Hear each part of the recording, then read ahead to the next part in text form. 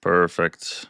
Okay. Hello, everyone. Welcome to another episode of The White Pill. This is an extremely early show. Usually we do it in what, 12 hours? Yeah. Usually it's 12 hours later, but here we are because of the time difference. I have my good friend Krutik here. Third time on the podcast. Welcome. Hello, man. Great to be here. It's great to have you. Great to have you. It's been a minute since we last talked. For those that don't know, the last time that I had Krutik on, we Well, I mean, look, it was an honor talking to someone that was like so involved in that short-lived India Pakistan conflict. That Trump heroically stood up and put to an end with all his might. But yeah, we covered that briefly, the horrific attack that happened on that town and the fallout that resulted in it. I'd highly recommend you guys check that episode out.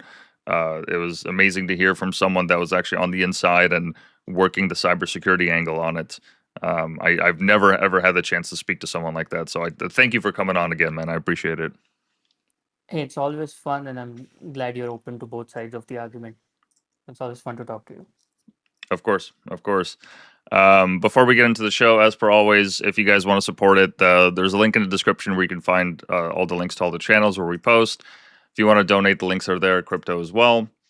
Besides that, oh, okay, I guess I got a Cloudflare alert from X for some reason. I was just looking to pull up your profile. If people want to follow you, they can find you at Krutik Virani. And just for the people at home that don't know, if you can just give a brief description of who you are and what you do. Sure. I run a small cybersecurity firm. I have like 4 years of experience in cybersecurity corporate services, and most of the time I shit post on Twitter. But as my day job, I do cybersecurity projects for mid-sized companies. So that's pretty much it. And been looking at the discourse that's been going on Twitter and especially on your account and the things that are happening abroad. And it might be good to chat about that. So thank you for having me on that. Yeah, it's always a pleasure. Always a pleasure. And I guess yeah, we'll get started from that because before leading up to this, I you mentioned that you were going to ask some compatriots of yours in Canada what their experience was like and what they have seen and what have you learned from it? What have they told you so far? Yeah, so I've spoken with a bunch of guys let me take you through the journey of, the academic journey of an average person in India. All right. You complete your 10th standard, which is equivalent to grade 10, is I guess what you would call it, if we call it standard. Mm-hmm. When you cross 10th, then you have to choose a stream. This is what it used to be in 2016 when I did it, and there might be some changes by now, but it's somewhat like that. You choose either you want to go into STEM kind of field, or maybe commerce, MBA sort of thing, Mm-hmm. business administration and that stuff, or do you want to go into humanities and arts? Based on that, you pick your subjects, and then you enter that sort of a field. And once you finish your 12th grade, then you go into college. You set on some entrance exams. So most people, what they do is at this stage when they are about to enter college for their bachelor's degree, most of them opt to go abroad. Now, in a short while, I'll tell you for the reasons why they choose to do that and why I think it might be a smart choice and why I think it might be a dumb choice. It depends on on individuals. But this is the primarily this or after their bachelor's when they're about to do masters. It's these 2 points when they choose to immigrate. I'm talking about the students. So Right. these are the two way, and if you look at any major countries in the West, this is the easiest way to get in, is through any kind of an academic program, probably a bachelor's or a master's or a PhD. That's the easiest way to get a visa that might in the future lead you to something nearing an employment, and then maybe based on that get a permanent residency. So most of the people that I know, they've done their bachelor's in IT related fields, computer engineering, IT engineering, mechanical engineering, that kind of a thing. And then before, they probably they either work for a year or two here and then decide to go for their masters, or they just, as they're finishing their bachelor's, their graduation, they decide to go for masters. So they start preparing. Now, what happens is, living in India, you're sort of sold the Western dreams by either your cousins who have gone there or the people who you know, who your family knows, who your friends know have gone there and they've settled down, they've had a good life because they were extremely smart, but that's something they omit out. I mean, no one's going to say, I was extremely smart, so I was able to build a great life in the West. But if you come, you're going to probably end up working at Walmart for the rest of your life. So, so Yeah. that's not what they tell you, especially the, immigration consultants, these, overseas immigration consultants. There are so many companies, like you can just walk on the street, and nearby any college, if you pick any college out of the blue in the entire country, you'll definitely find at least 5 to 10 immigration consultants within the 2 kilometer radius of that institute, that university. Yeah, you So throw it's your a huge passport thing. around enough, and you'll hit one of them. There was Exactly. a video that came out the other day. I'm trying to see if I can find it, but it The was this visa guy. king. Yeah, the Visa King. Yeah. We'll get I into remember. that. But when I saw that, I was shocked, but also not all that shocked because I mean, obviously you're gonna have this kind of result. There's always gonna be players that are just they're gonna wind up on top and be the best at doing this. And you know that meme, why are these guys confessing? And the other guy Yeah, goes, yeah. they're not confessing, they're bragging. Yeah, Yep, this it's one. the exact same thing. Yeah, this is the guy. Insane. I can't believe that you like. Why would you? I mean, I guess he's doing it to get more clients, but this is insane. I mean, if you are an average student in India and you want to go to Canada, this is your guy. I mean, this is who you would go to. Uh, you know, who would give you the right advice to how to get inside Canada once and then always stay there forever. I was just discussing with someone on Spaces yesterday, just last night. We were talking about you as well. I was saying something like along the lines of the smartest people that I've known in my life and the dumbest people that I've known in my life. Sorry if they're listening, but the smartest people I've known in my life and the dumbest people I've known in my life both have gone abroad. So there's these two categories, the end of the spectrum on both sides. The smartest person I know in my field, one of the smartest people, he is currently at Carnegie Mellon doing his masters, and he's like probably the smartest hacker that I've met. Hmm. At like a very young age, he has accomplished a lot. And some of the stupidest of stupid people in my life that I've met through school or college or whatever, they are currently, as we speak, they are studying you know program management or project management or whatever, some fake degrees, master Yeah. degrees in Canada, like right now. Oh So yeah, yeah, so yeah. on my speaking to them, what I was trying to dig down on is like, what are the reasons that people move? In my personal case, I mean, I don't have a dog in this fight. I don't plan to move to another country, at least not anytime soon, and definitely not as a student. um, the only example that I have is a couple of my family members who, one of them is doing a PhD in astrophysics. He's also, I think he's a professor now, I'm not sure. Oh wow. He's working as a scientist. So you can imagine how smart you have to be able to do a PhD in astrophysics from one of the top universities in US. Hmm. There's only a handful of people that can accomplish that. So in my personal, as growing up, he was the guy who was trying to get me to go abroad, because he said the kind of things that you're trying to pursue, that there are no institutions that will be able to give you that in India. You should definitely move abroad, or if you're staying in India, go for one of the top institutes.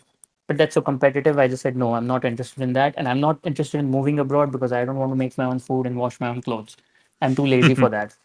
So I don't have the, I'm not able to do the hustle life for a few years, the struggle and all.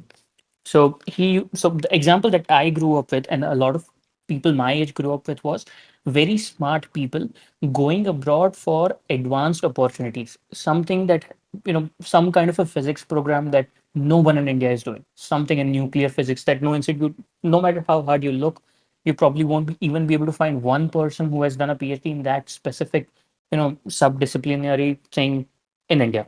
So those Hmm. are the kind of people that we saw going abroad.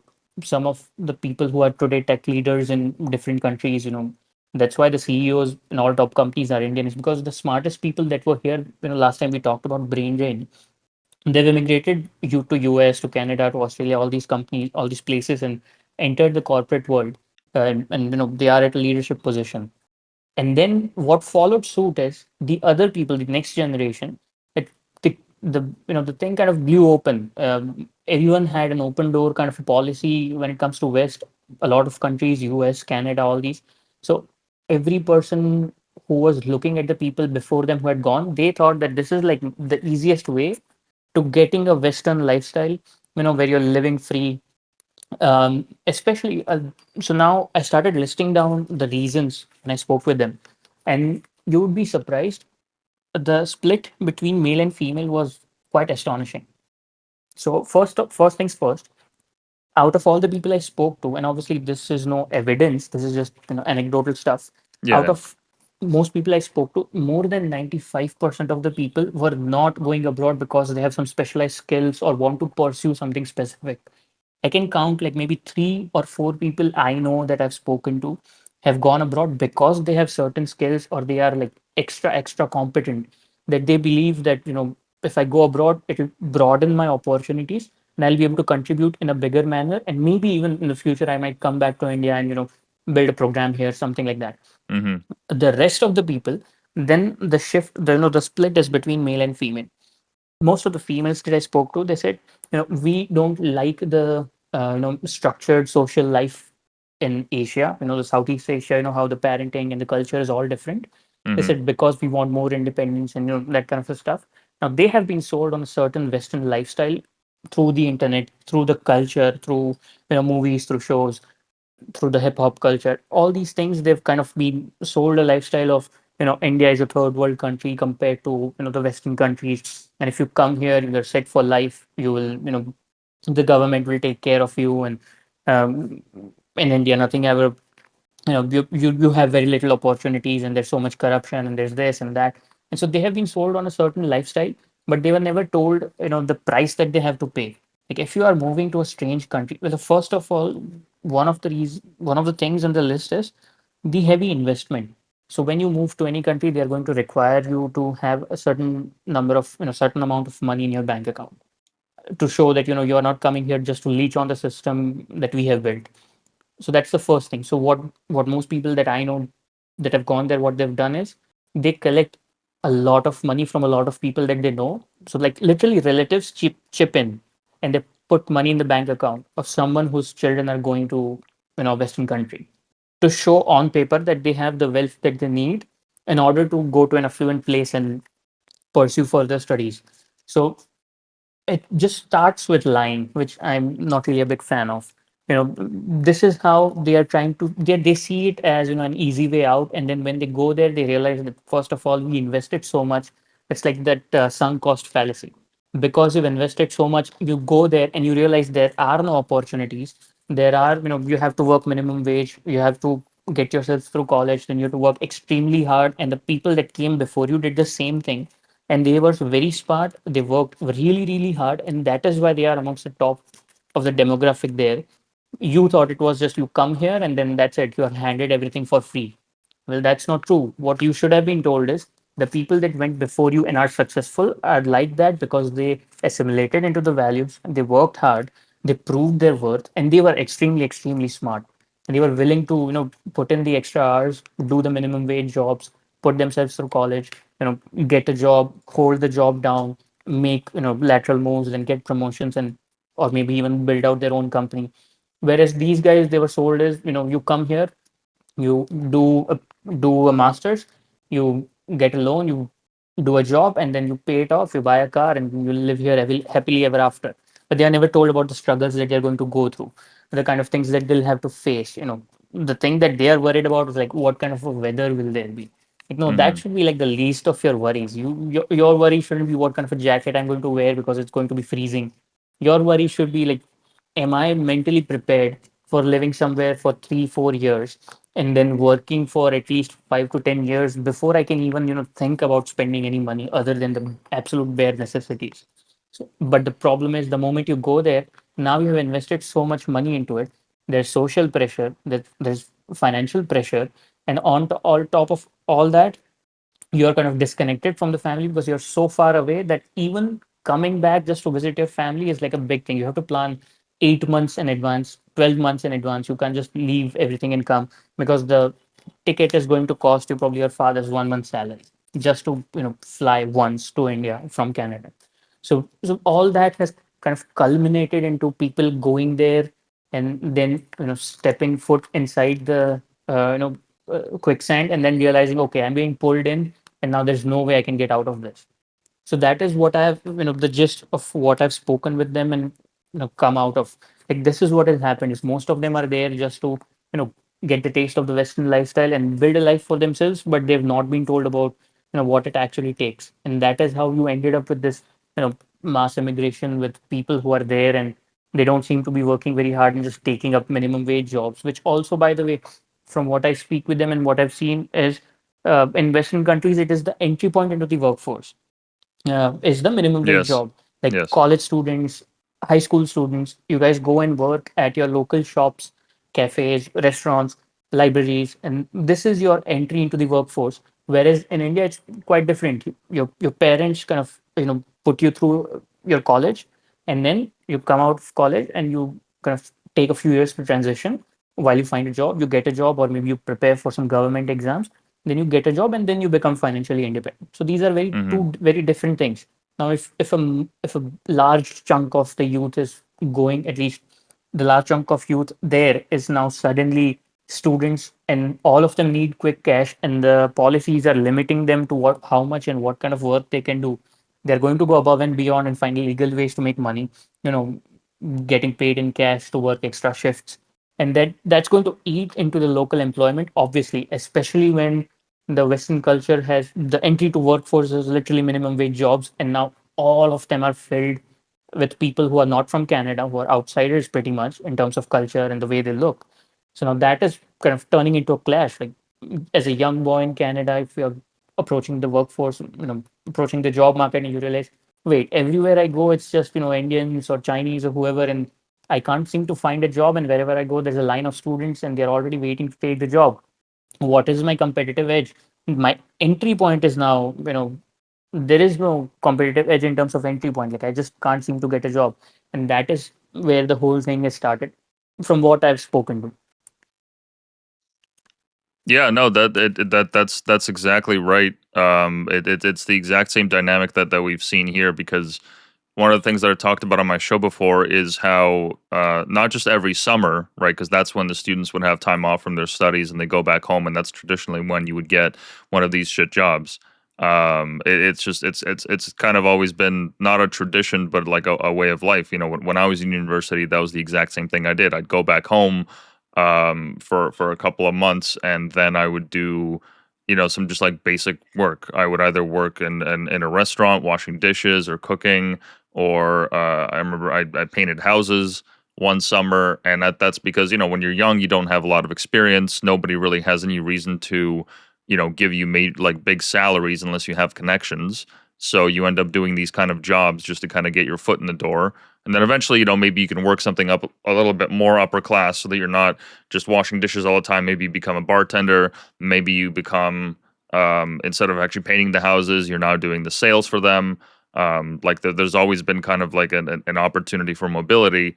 But with the last few years that we've had of this immigration crisis, and what ends up happening is, I've shown footage of this multiple times. You go to these job fairs, people are lining up for hours on end, and there's only so many positions that can go around, and so they just end up locking out the entire youth from the actual market, which is like one of the worst things that you could do, because that entry into the market, that's so critical, not just for you to learn, the value of a dollar. And like one of the good things about working these jobs is, yeah, it's shit, but that's the point. You're supposed to kind of learn that lesson, like, okay, you can't do this for the rest of your life. You can't just be washing dishes for the rest of your life. So like just by hating the job, that's a lesson in and of itself. It teaches you, I need something better. I need to get an education, or I need to, start my own business, or what have you. But that entire gateway is now closed to entire generations of people. Our unemployment rate for our youth, at least in my province, is among the highest in all of the nation. Not to mention the fact that there's places in Canada that I might live in a place where the population density is extremely high, but if you go out, especially into the East Coast, like in PEI or even Newfoundland, these provinces that have a much smaller population, they're getting flooded by migrant labor all the same. So what happens when you're in a town where there's only a couple thousand people and everyone's taken all the jobs? Like I think it was in PEI, there was this student protest by all these Indians that were saying like, oh, like we're looking for work, we deserve a right to stay here. And the people in the town were just like, we literally don't have the space for you. Like, there's nothing that we can do. We're like, what? We can't just build houses overnight. This is not something that can happen. You guys need to go and find work elsewhere. We're not just going to be able to supply it for you. There's not enough people ordering Uber Eats here for you to have a job. Like, you need to look elsewhere. And so this dynamic plays out every single summer where they have these job fairs and people are lining up around the block. They're waiting for hours on end, and there's barely anything involved. And the other problem with it is that, at least from when I've spoken to people that have worked these kind of jobs, they tell me also that once the Indians get into the company, they start hiring their own. And so it becomes a problem where if you're not Indian, your chance of getting a promotion or advancing anywhere in that workforce just completely gets locked out for you because now they start hiring along their race. Because in Canada, we don't really do that. Canadians aren't really like, oh, I'm only going to hire white Canadians. It's like it's extremely frowned upon. Nobody, this is not a socially acceptable opinion, but the Indians look out for their own, which I understand why they would, right? I understand the dynamic there, but it once again just locks entire like just percentages of the population from getting a job just because they want to hire within their own race, which is insane. And people are just capitulating to this. They're just bending over backwards to let this happen because they don't want to be called racist, I guess. But I would much prefer to be called a racist than to not have my young generation coming up in my nation not have any opportunities. I'd much rather deal with the social stigma. But I guess most Canadians are just not ready for that kind of conversation just yet. Yeah, and that's why I hate politics, is because the moment they take any issue and turn it into political debates, both sides are going to try everything they can, including, manipulating public sentiment and opinion to get their own side up, to get people to vote for them. And, that kind of turns a policy issue or a social issue into kind of a debate, which then turns into a clash pretty much. Then it turns into, okay, name calling, like, okay, you are a racist because you said this, or, you are pandering to the immigrants just because you want votes. So that kind of, you know, instead of solving the problem, it turns into a useless debate and name calling at the end of the day. Now, if you look at the open door policy that Canada has had, so both sides are to be blamed. One is, in India, I would definitely blame a lot of immigration agents, I guess is what you would call them. They're called like immigration consultancies. It's like a whole business market. Like Mm. it's an entire business, just you give them your passport, they give you options as to which countries you can go to, and you'd actually be surprised there are, specialists. There are like orthopedic surgeons and stuff like that. There are specialists, like there are Canada specialists, there are Oh US yeah. specialists, there are Australia specialists. Like they have their network there. Like you said, like the Indians only hire their own. So these agents, they sell a bundle. Like if you go through me and if you pay me a lot of money, we'll make sure that your child who goes to Canada, he'll get hired on this job, or we'll make sure that he has some kind of an employment or some kind of an admission. And then comes the Canada side of things, which is, first of all, the government should have known the way they are putting an open door policy. Do they have the housing? Do they have the infrastructure? The colleges that have been, just printing money pretty much based on the. I mean, I'll tell you, one of the person I spoke to. Um, I asked him, in your class, in your batch, how many people are there who are Canadian and how many are there who are Indians? So he said, amongst the 100 people, about 96 are Indians, and Hmm. like the four are not Indian. I was like, okay. well, are the four people locals? Like, are they Canadian citizens? Like, no, two are from some Azerbaijan or something, and one is from Bangladesh, and one is from China or something. It's like, how many Canadians are inside your class, like in your batch? It's like no one in my class is Canadian, not even the professor, not even the janitor.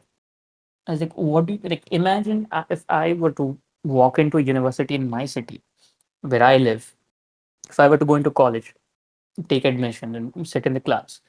If 95 out of the 100 people there were Americans, what do you think the generation that grows up seeing that, they don't care about economics. They don't care that the previous government or the current government is not building right policies. All they see is Indian, then that equates to hate.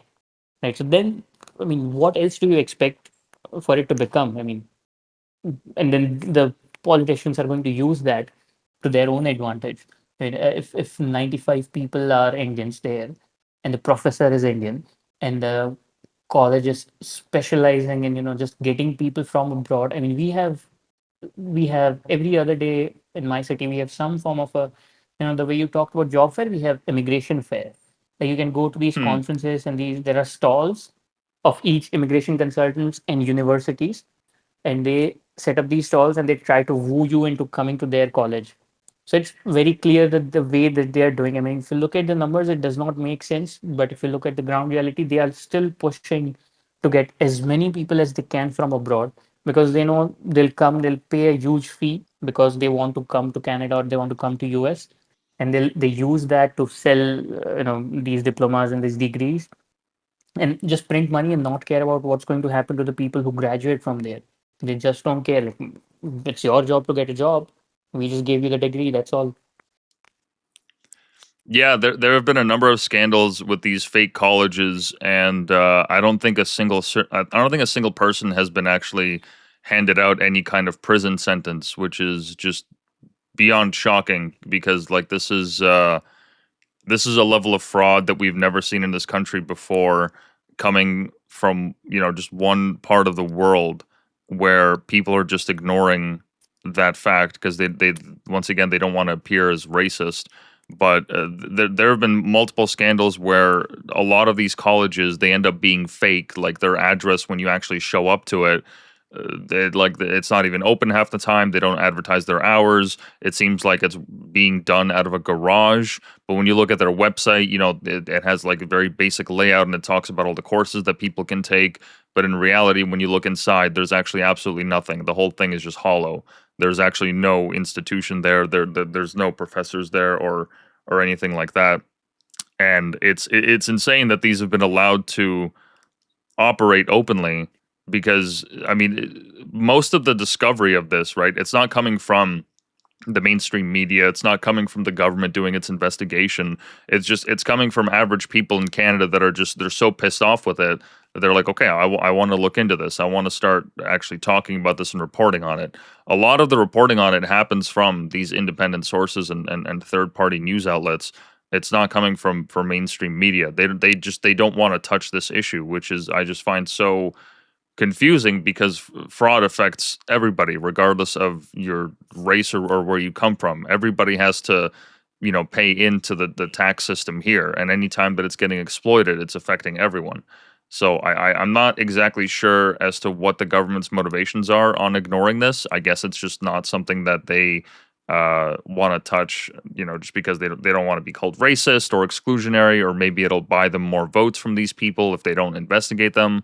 But there have been plenty of stories where people are paying tens of thousands of dollars to secure a visa, to have a job, to get this diploma, to get this degree, and at the end of the day, the whole thing is just built on a lie, and it's just once again just very strange that nobody's really uncovered this and that it was allowed to get this far. Because if anyone was paying attention over the last couple of years, you could have seen it coming.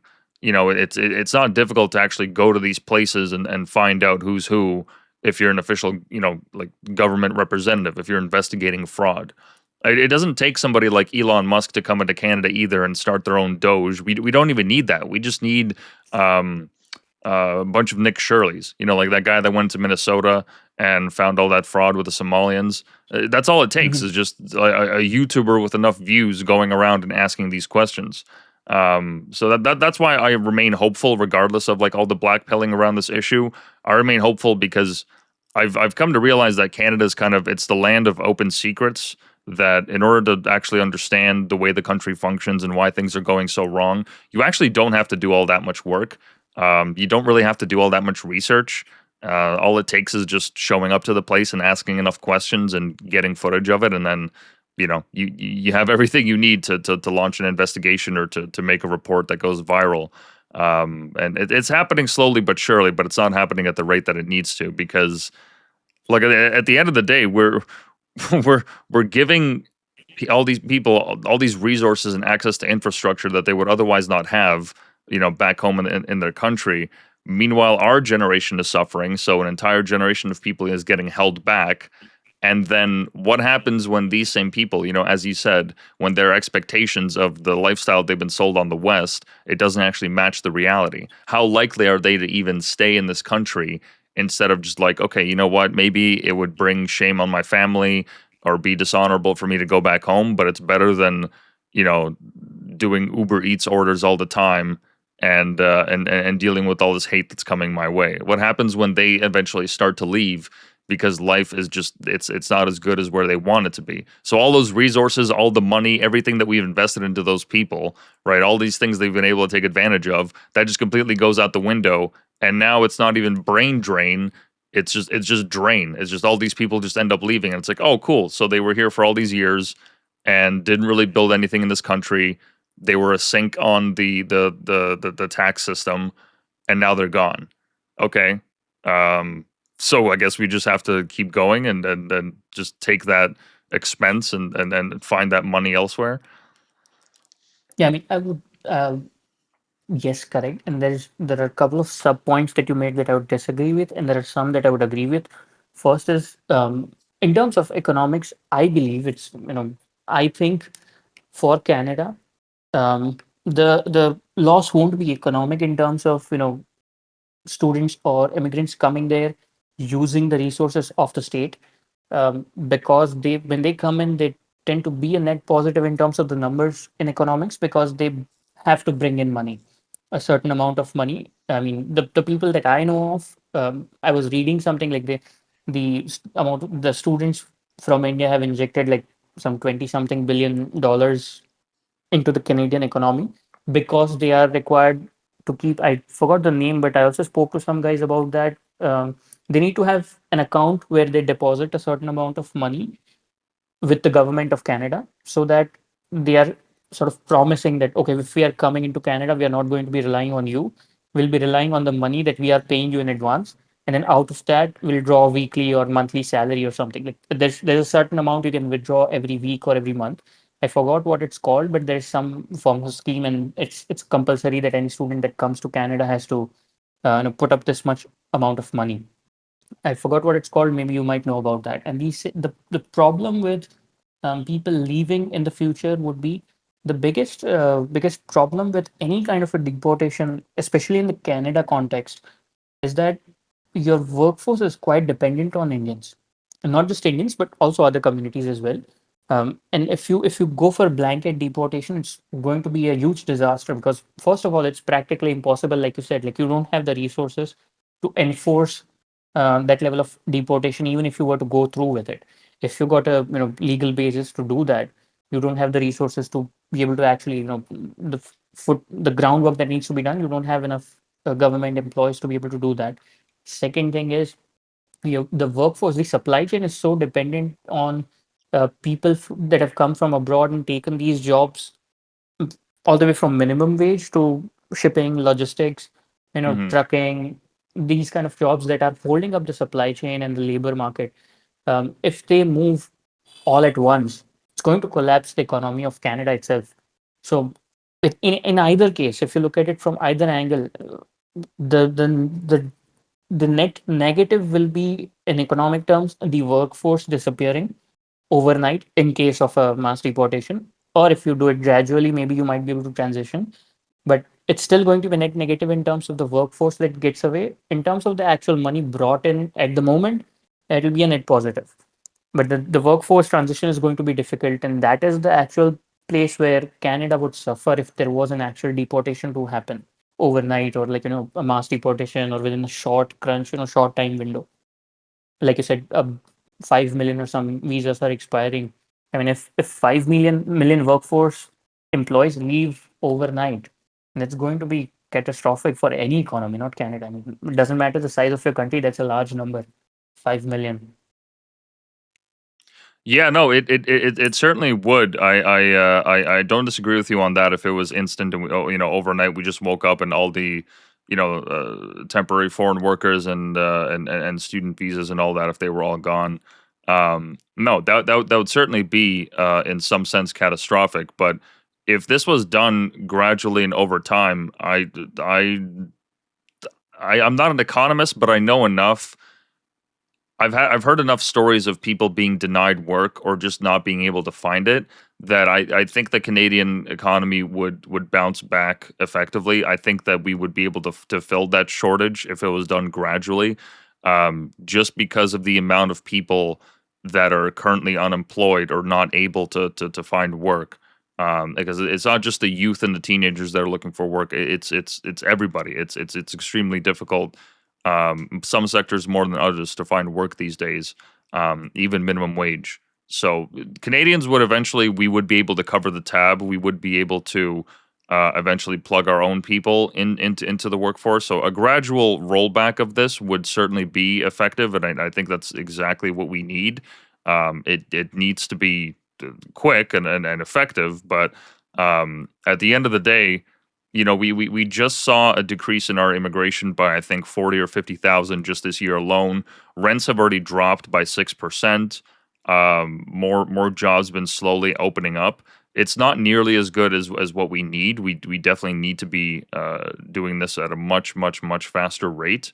Um, but there's already been some tangible benefits. I mean, even the apartment that I got, it was not nearly as bad finding living that it was a couple of years ago at its peak. When I was looking for an apartment back then, in my previous place, the selection that I had, it was just at that price point of just a one bedroom.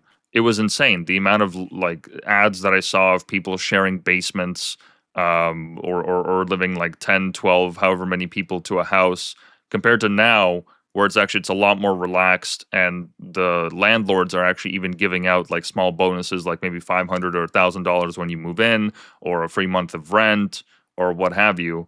We're already seeing some slight benefits when it comes to this. So in my opinion, all we have to do is just put the foot on the gas, and start gradually welcoming people back into the workforce, start gradually changing things. Because one of the issues with the recent immigration, especially on the student side, is a lot of these universities and colleges, they've been benefiting, I mean, astronomically from it, because international students have to pay, I think, two, three, sometimes even four times as much in tuition fees compared to local students. And so now that we've seen this drop, and they've started to limit also the amount of visas they're handing out for students, a lot of these universities have been losing tons of money, because they thought that, well, this immigration is just going to keep happening. We're just going to keep, hiring more administrators. We're just going to keep getting higher bonuses. Some of these colleges have now had to shut down entire programs. They've had to lay off professors. And in my opinion, that, I mean, look, with all due respect, that's just their fault. The fact that they wanted to take advantage of the booming industry that was international students, the fact that they wanted to line their own pockets with all this money, sorry, but that's your fault. You overextended your advantage. You overextended yourself, and they thought that they were actually going to keep doing it. Because recently they actually just changed, I think yesterday actually, the way that they structure the loans and the grants that students get for their studies, where I think now it's going to be up to 85% of your student fees are going to be done as a loan instead of a grant, because a grant you don't have to pay back, but a loan you do. Um, and so they've recently changed it to accommodate for the reality that now we're getting fewer international students, which at the end of the day, like that's what it should be. And yes, now students are going to have to pay more for tuition up front and then also over the years throughout their loan. But if that's what it takes to correct the market, I mean, look, this position that we're in is unsustainable. We can't have millions of people come like this and take jobs away from the youth, stunting an entire generation, and they're not even integrating half the time into society. So it starts rupturing the moral and the cultural fabric. And then these people aren't even when they do actually get caught, right? One of the other infuriating things about living in Canada right now, when these people do get caught, there's like barely any punishment. There's no jail time that's handed out. Maybe they pay some fines. There's so many of them that have committed these crimes, and they're just not getting deported because they're starting to claim asylum. They're saying that, oh, if I go back to my country, I'm going to be persecuted. Well, in Canada's legal system, if you claim asylum, that gives you like an extra year or two because now they have to evaluate that claim. Now they actually have to do the research. If this person goes home, are they actually in danger of being killed, of being harassed, of being harmed? So now they're in the jail system, in the legal system. Now their case is tied up for an extra like a year or two. There's a case of extortions happening out in the West Coast where they caught like 12 people all from India, and every single one of them, immediately as soon as they were captured, they claimed asylum. So now the legal courts, they have to go through that entire process of doing this investigation, of finding out who they are, where they came from, whether their claim is legitimate. Meanwhile, the tax dollar, like we're paying for them to stay here. We're paying for the court and the legal system and all that, and they just get to stay in this country, which is insane. I mean, there's people committing like actual atrocious crimes. Which, like, I remember I sent you an example of that one guy that was found with child sexual material on his phone, and he's still in this country for like 8 years now, which is insane. Like we're not even we're not even deporting the people that are committing these grave acts against Canadians. It's insane. And I mean, the irony is, had he been in India, he would have probably been lynched by a mob, like like I told you at the time. Yeah. He'd probably, given justice before he even reached the police could have reached his home. He would have been brought to justice. So look at the irony. I mean, he couldn't have done it here, and then he's going to the West, and then this is happening. I mean, I think there are a lot of issues from what you're saying. It seems like there are a lot of issues in the system itself that need to be tackled on a Canadian citizen level, like an individual. That every individual needs to, it seems like, participate in the broader debate and come out and vote for the right things. Because even as an Indian, if you look at it, it's on the long run, it's actually bad for you as well. I mean, personally, if I were to visit Canada someday, let's say 15 years down the line, and I come there to meet you, and I'm like out in a cafe or sightseeing. I don't want to be looked at as someone who's probably here to steal jobs. I just want to have warm welcome. Just come there, see the place, meet people. That's all. I mean, it on the net, it's best for both if things are normalized as soon as possible, because Indian Canada relations are quite strong and they have been for a while. The only bump that I remember was during the Trudeau government when the Khalistanis were making all kinds of comments and creating a ruckus outside the Indian embassy, and the Canadian government decided to take a quite a bold stance, saying, they're Canadian citizens. We don't, they have the right to freedom of speech, and they're literally asking for, you know, a separate India. Like taking out their own state out of India, and they're saying we'll kill the Indians and will. Khalistanis have like bombed places. They've killed civilians. So it's literally a terrorist group, and that was the only singular breakdown between India Canada relations. It wasn't even a breakdown; it was some mild, a speed breaker, I would say, that has been there. Apart from that, things have been pretty good. On an economic level, on a sort of a geopolitical level, things have been pretty good. It's just this migration issue that has come up, and it's not just in Canada. I mean, Indians have been migrating for a long time, and what I say in whenever I talk about this is, for India, I'm extremely black pilled in the short term, and I'm extremely white pilled in the long term. I mean, you're saying about the universities using the boom in the migration and the international students as a way to make a lot of money.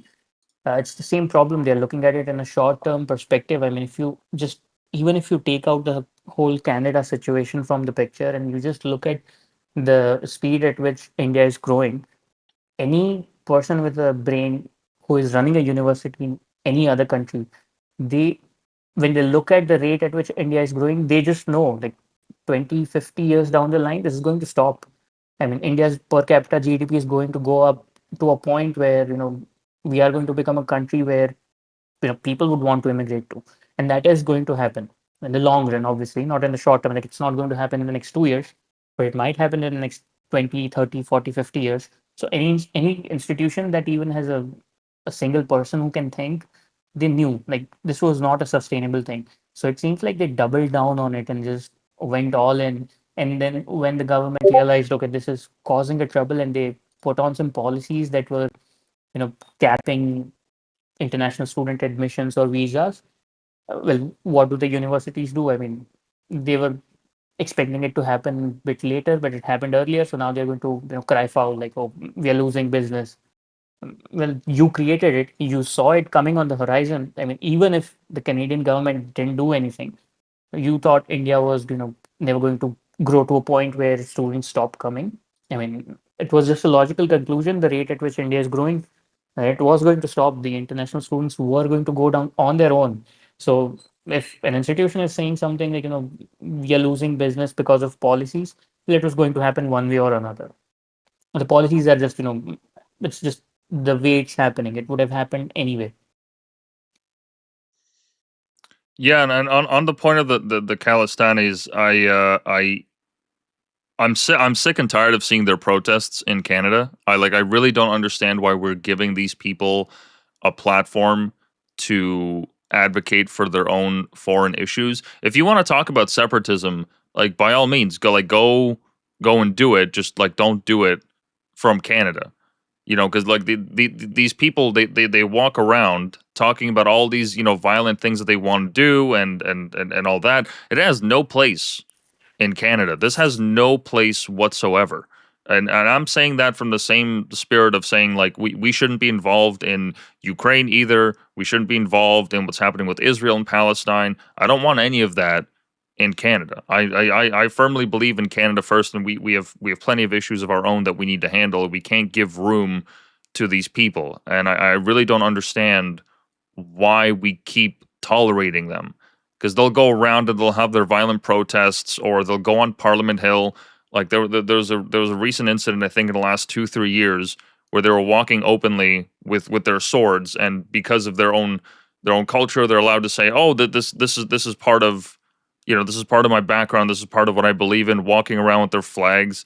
Meanwhile, a man not even like a month ago was at Parliament and he was waving the Canadian flag. And because the pole, like the stick that the flag was attached to, was too long, he was arrested for it because they said that it could be used as a weapon.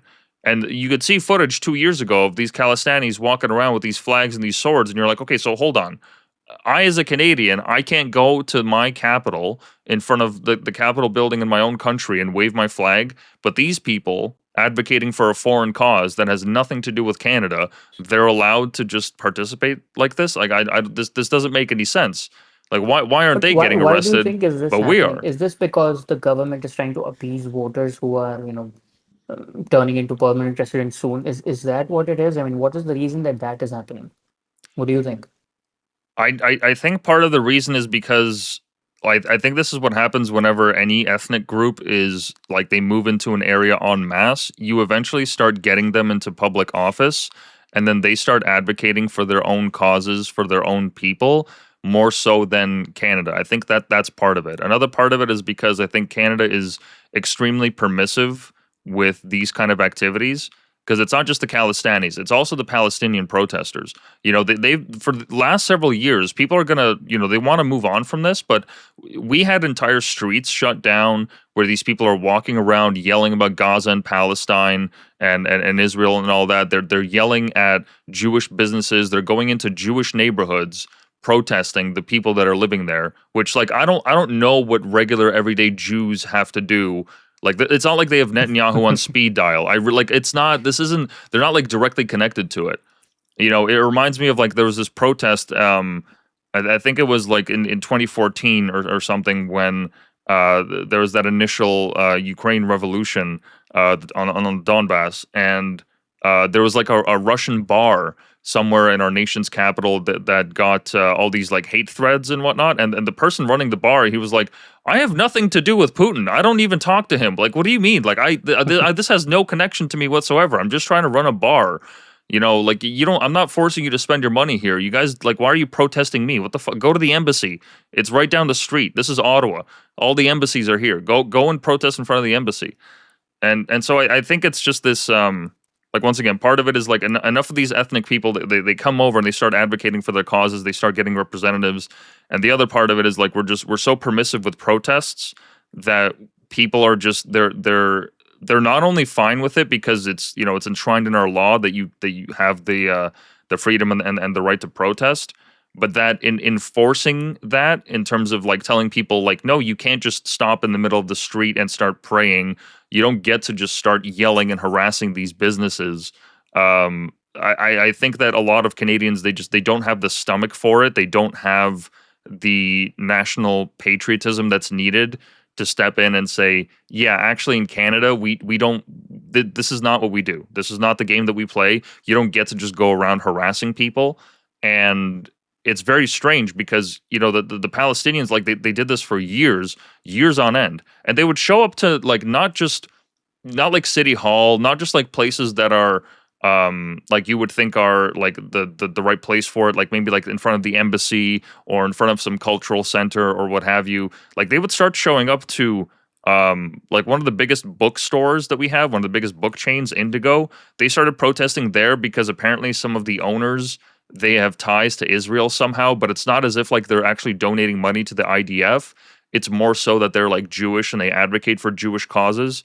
It's one thing for it to be like what's his name? Not Larry Fink, but there's oh my god, there's a company in the US, Oracle.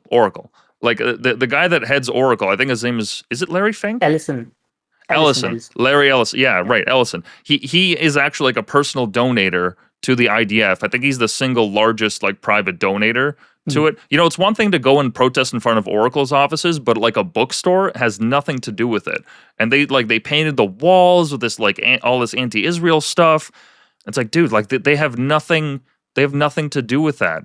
And the cops don't want to touch it with a 10-foot pole. The cops are saying that the legal system is not allowing it. The legal system is saying that they are allowed to enforce it. The cops just aren't doing their job. So everybody's just they're passing the buck because nobody wants to deal with the issue because it's extremely unpopular to get up and say, actually, in Canada, like we don't care about what's happening in Gaza, but they like to pretend to care. They like to pretend to care because they get the votes, they get the popular support, you know. But at the end of the day, it's like this kind of behavior. It should not be tolerated because when Canadians actually went to protest their government, right? When they had the Freedom Convoy and they were actually on the third or fourth anniversary of that happening now. It was about 3 years ago. It was this month, this weekend actually, where they started to stop the protest to force the people and yeah, it's just an awful thing that happened. But when people went to advocate for Canadian issues, like, hey, our government is being oppressive during COVID. These people are forcing us to use these passports. We can't leave our country without being vaccinated. Like, this is a fucking problem. When that happened, that was immediately squashed. They froze people's bank accounts. They took away their trucking licenses. They confiscated their trucks. People were put in prison. When the Canadians advocate for their own causes, that's when the government actually steps in. But everyone else, if you want to protest for Palestine, if you want to protest for Khalistan, if you want to protest for Gaza, whatever the fuck, they're allowed. Which is like it's insane because it's such a suicidal instinct. I mean, we're killing ourselves by allowing this to happen because now we're saying that all of these foreign issues, they matter more than what's actually happening in Canada. Like all these Iran protests that I saw like weeks ago and whatnot. Look, my heart goes out to the people in Iran. I'm sure I don't know what it's like to live under an authoritarian regime, right? I can only imagine and just see what I see on the news. But seeing those protests, like where was that energy all those years ago when Canadians needed it. Where was that energy caring about Canadian causes? Why aren't these people also out in the streets whenever we have all these Canadian problems? Like, no, they don't care because they care about their own little cultural diaspora. But that we can't have a country like that where everyone is just split into ethnic groups caring about their own little causes. That's not how you like we're not an economic zone. That's not what Canada is. We can't be that because then what allegiance is there? Then eventually what we're gonna get to a point where our parliament is what? You have the Khalistani section of the parliament. You have the Gaza section of the parliament. You have the Ukraine. Like, what are we talking about here? It turns into tribalism, I mean, and I remember, I think it was Jordan Peterson. I mean, speaking of Jordan Peterson, he recently got a lot of hate from my country. I mean, he said Hmm. something about one of our deities, and it was a misrepresentation. I mean, he thought it to be something else, but reality is it's something very different, and people found it extremely offensive. And Hmm. then he got sick, so there were like these all these tweets saying, well, you deserved it. This is what happens when you say bad things about our deity, stuff like that. But anyway, and I think it was Jordan Peterson or might have been someone else. I remember this guy showed me this video. It's like a short, so I don't remember what exactly the video was from. So I'm not able to point out exactly, but I think you might have watched it as well. It was something like the speaker is saying something like I was facing a lot of protests wherever I went to speak at college campuses. So what I did is instead of going in the afternoon or evening, I just started showing up at 8 a.m. or 7 a.m. Hmm. And none of the protesters came because at that time they were all sleeping. It's like moral posturing is a luxury for people who ignore the problems at home or in their own lives.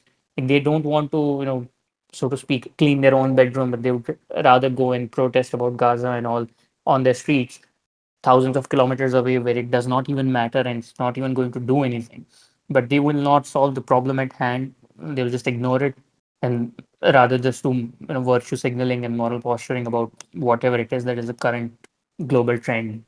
And I mean, there's this pretty good example.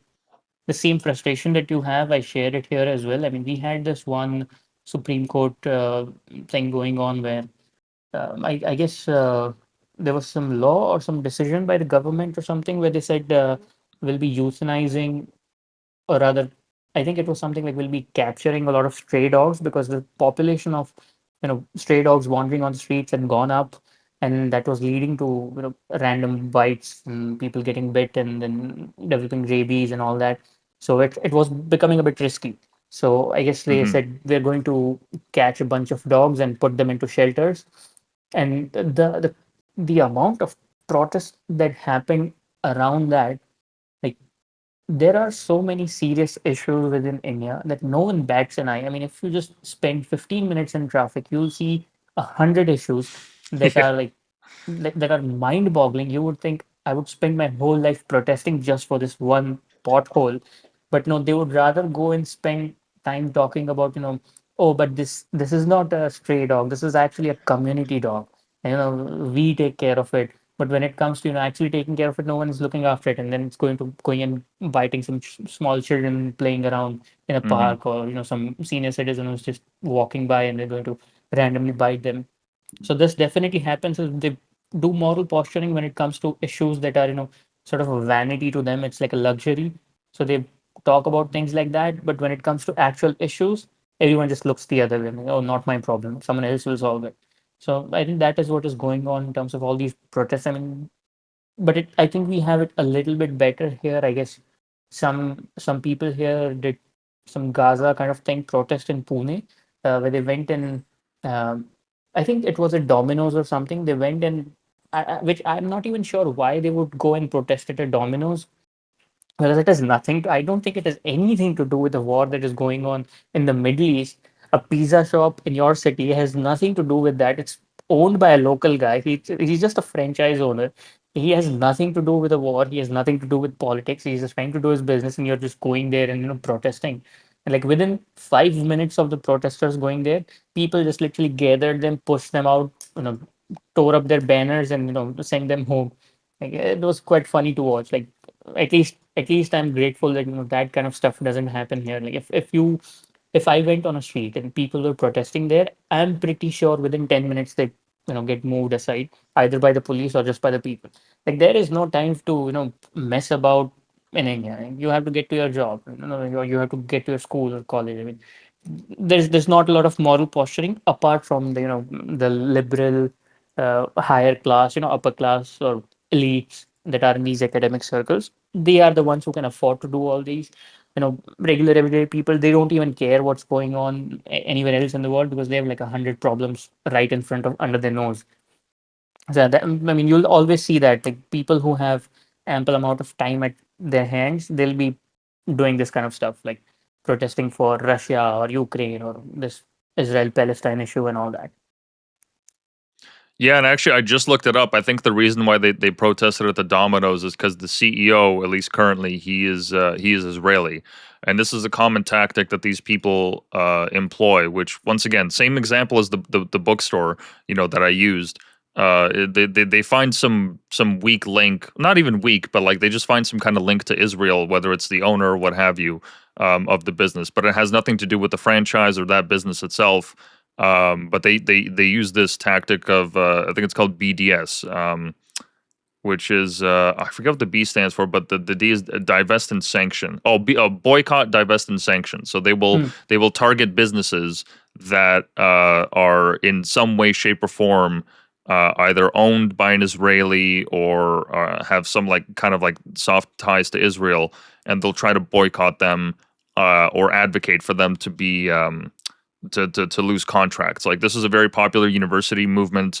I remember during my time, there were a lot of votes that were being held at the time that, oh, the university should avoid using businesses that are tied to Israel because of what they're doing to the people in Palestine and so on and so forth. Which, look, like at the end of the day, unless you're Larry Ellison and you're actually donating to the IDF personally, which, like, good luck boycotting Oracle. Good fucking luck. They Yeah. hold the data storage for TikTok now, and for God knows what other companies. They run the back end for so many major services that we all use on the internet every single day. Like you would have to create and like a completely separate internet if you wanted to avoid using Oracle's services or giving them any money. But this is just, it's gotten to a point where in Canada, as you said, in India, you don't really have this problem. Dude, it's like it's a fucking season for us. The moment that it gets warm, the moment that the winter starts to go away, these people, they're out on the street again.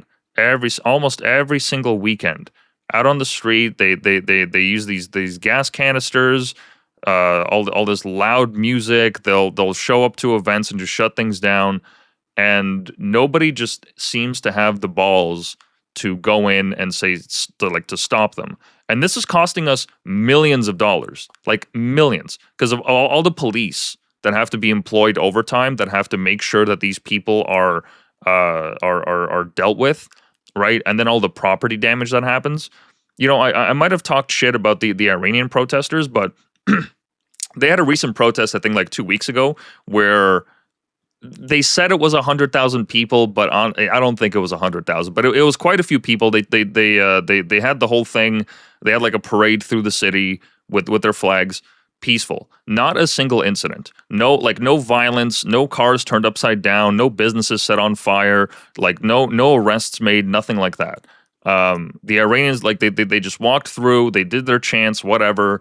At least they, right, were not militant. At least they weren't going and bothering people that are sitting in a cafe just out with their family. There wasn't any incident like that. But anytime the Palestinians get out, it's always just like yelling at the top of their lungs that we need to kill the Israeli state from the river to the sea.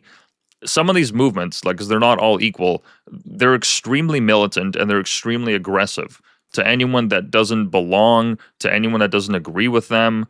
And this is costing us so much money and, and time and effort because, it's as you said with the Jordan Peterson example, because that quote that you mentioned about him changing his class time to 8 a.m., that is a Jordan Peterson quote. I vividly remember that he did say that. This is a belief of convenience. Some of those people in the crowd, they might actually be from Palestine or be Palestinian or be from that region. But there's also a good chunk of them that are just white liberals or just liberals in general in Canada that want to virtue signal or to show people on their feed how much they believe in this. And they think that protesting is actually going to do something. it doesn't do anything. In 2026, the age of the protest, of like actual grassroots movement coming up like this, it's dead. It is completely dead. Not just because this stuff is ineffective, but because protesters can be bought.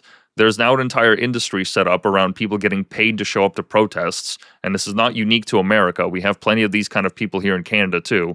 Not to mention the amount of money that goes to the NGOs that then support these protests, where people are showing up on the government dime to do all this. We're all just paying for it, and I'm sick and tired of it.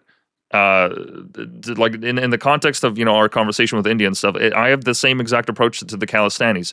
I have no respect for them whatsoever. If you want to advocate for state independence, I don't give a shit. That's your problem. Like go back home and protest that. Go and advocate for your state. Go and start getting elected representatives if that's what you believe in, right? And I'm not saying that in support of them. I'm just saying that if you want to deal with that kind of issue, don't do it here in Canada. Like, why are they allowed to set up a base where these people can just outwardly be extremely militant and violent, come out with their swords, talking about all these great things that they want to do? This has nothing to do with Canada. Absolutely nothing to do with Canada. But Canadians are we're just too nice. We're too nice to the point where it's suicidal, because we're the ones that are paying for it. We're the ones that have to deal with this. We're the ones that have to, live with these people. And I really don't understand like why we keep tolerating this. All of this conflict, all of this ethnic strife, all that it's going to lead to is like a Hitler 2.0 type figure. Because eventually people are going to get so fed up that they're going to be like, okay, you know what? We've had enough of this. We need to elect somebody that's going to come in and clean house completely. I'm not talking about perpetrating a genocide, but deporting them en masse, arresting these people, like starting to censor the media. Like this is exactly what it's leading up to. I mean, when the sentiment becomes like that, people tend to vote for whoever is like the farthest towards the extremist end of the Hmm. spectrum. And about the Khalistanis, I mean, they know that they can't do shit here, because if they come here and advocate for India is tolerant towards a bunch of crimes.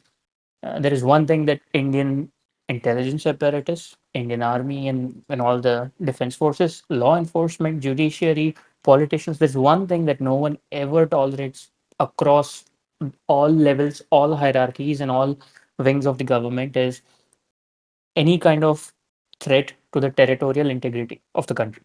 So Mm. if you come and talk about, we want a separate state, we will send the police and the army to kill you. Like, we will literally, because it is against, first of all, it's terrorism. It's literally terrorism to say a state that is literally in the middle of the country, you want to declare it a different country. Okay, how is that going to work, first of all? When even in that state, it's like maybe what, 2% of people who want to do that. How are you going to make that work? Like, what are you going to do? One, residential area and it's Khalistan. First of all, it's practically impossible. That's not going to happen. Second, it's unconstitutional. Like, you're never going to break off a part of India. That's literally the first thing in constitution. You are not going to. There's no way ever that India is going to have a separate part. And if anybody talks about that, they face like the wrath of all the machinery of the Indian government, and it is across the political spectrum.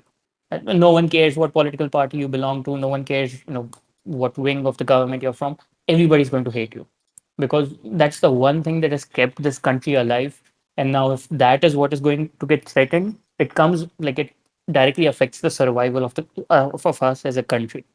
So that's the one thing that they will never be able to do it here, and that is why they are popping up in this other places like US and Canada, and then they are being used covertly by intelligence agencies to pressure the government and stuff like that. So that is, and the people who suffer in that is like the common people in Canada. It's like they are the ones who end up suffering. Like everyday people who have to, on their way to work, have to wait for half an hour because there's a protest on the intersection or something. And the other thing that I would like to talk about is, you were mentioning about moral posturing and protesting because it's, you have nothing else to do and it's convenient, and it's a luxury to be able to virtue signal. I think I've met both kinds of people. I've met the activist kind of people who are all talk and no do, no walk. Like, they don't do anything, they just talk a lot. And I've also met people who are so committed to actually changing things, and then I've never heard them speak a word about it. What they do is they go and pursue journalism, or they go and do it online, or they go and join politics, or they go and join Hmm. the academic circles, they join the bureaucracy, they find a practical way to contribute towards the solution instead of just screaming at the problem, pointing fingers and screaming, oh, here's a problem, here's a problem. Well, everybody knows that there's a problem. The thing with protesters is, okay, if it's an urgent issue, fine, understandable, like protests are going to happen.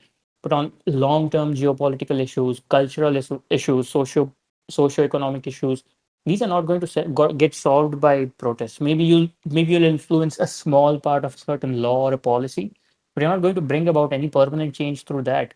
Versus if you rallied a community, if like you were talking about the one guy who was saying, vote for me and I'll do this, but not doing anything at all, just tweeting about it. It's just like that. It's the same thing with the protesters. I mean, if you really wanted to bring about change, there are other avenues that you could pursue, but that would actually take some effort. That would take more effort than just going out there and clicking pictures and shouting slogans and throwing things around and just using that as a way to show that you are a citizen of the world and that you are you know part of something bigger. But if you wanted to actually bring about some change, that would require you to get your hands dirty, roll up your sleeves and get in there and face the corruption and work against it, work against the system, get inside, you know have some harsh realities to deal with. But they're not willing to do that, and the people who are willing to do that, they're not out there holding placards and making a fuss about it.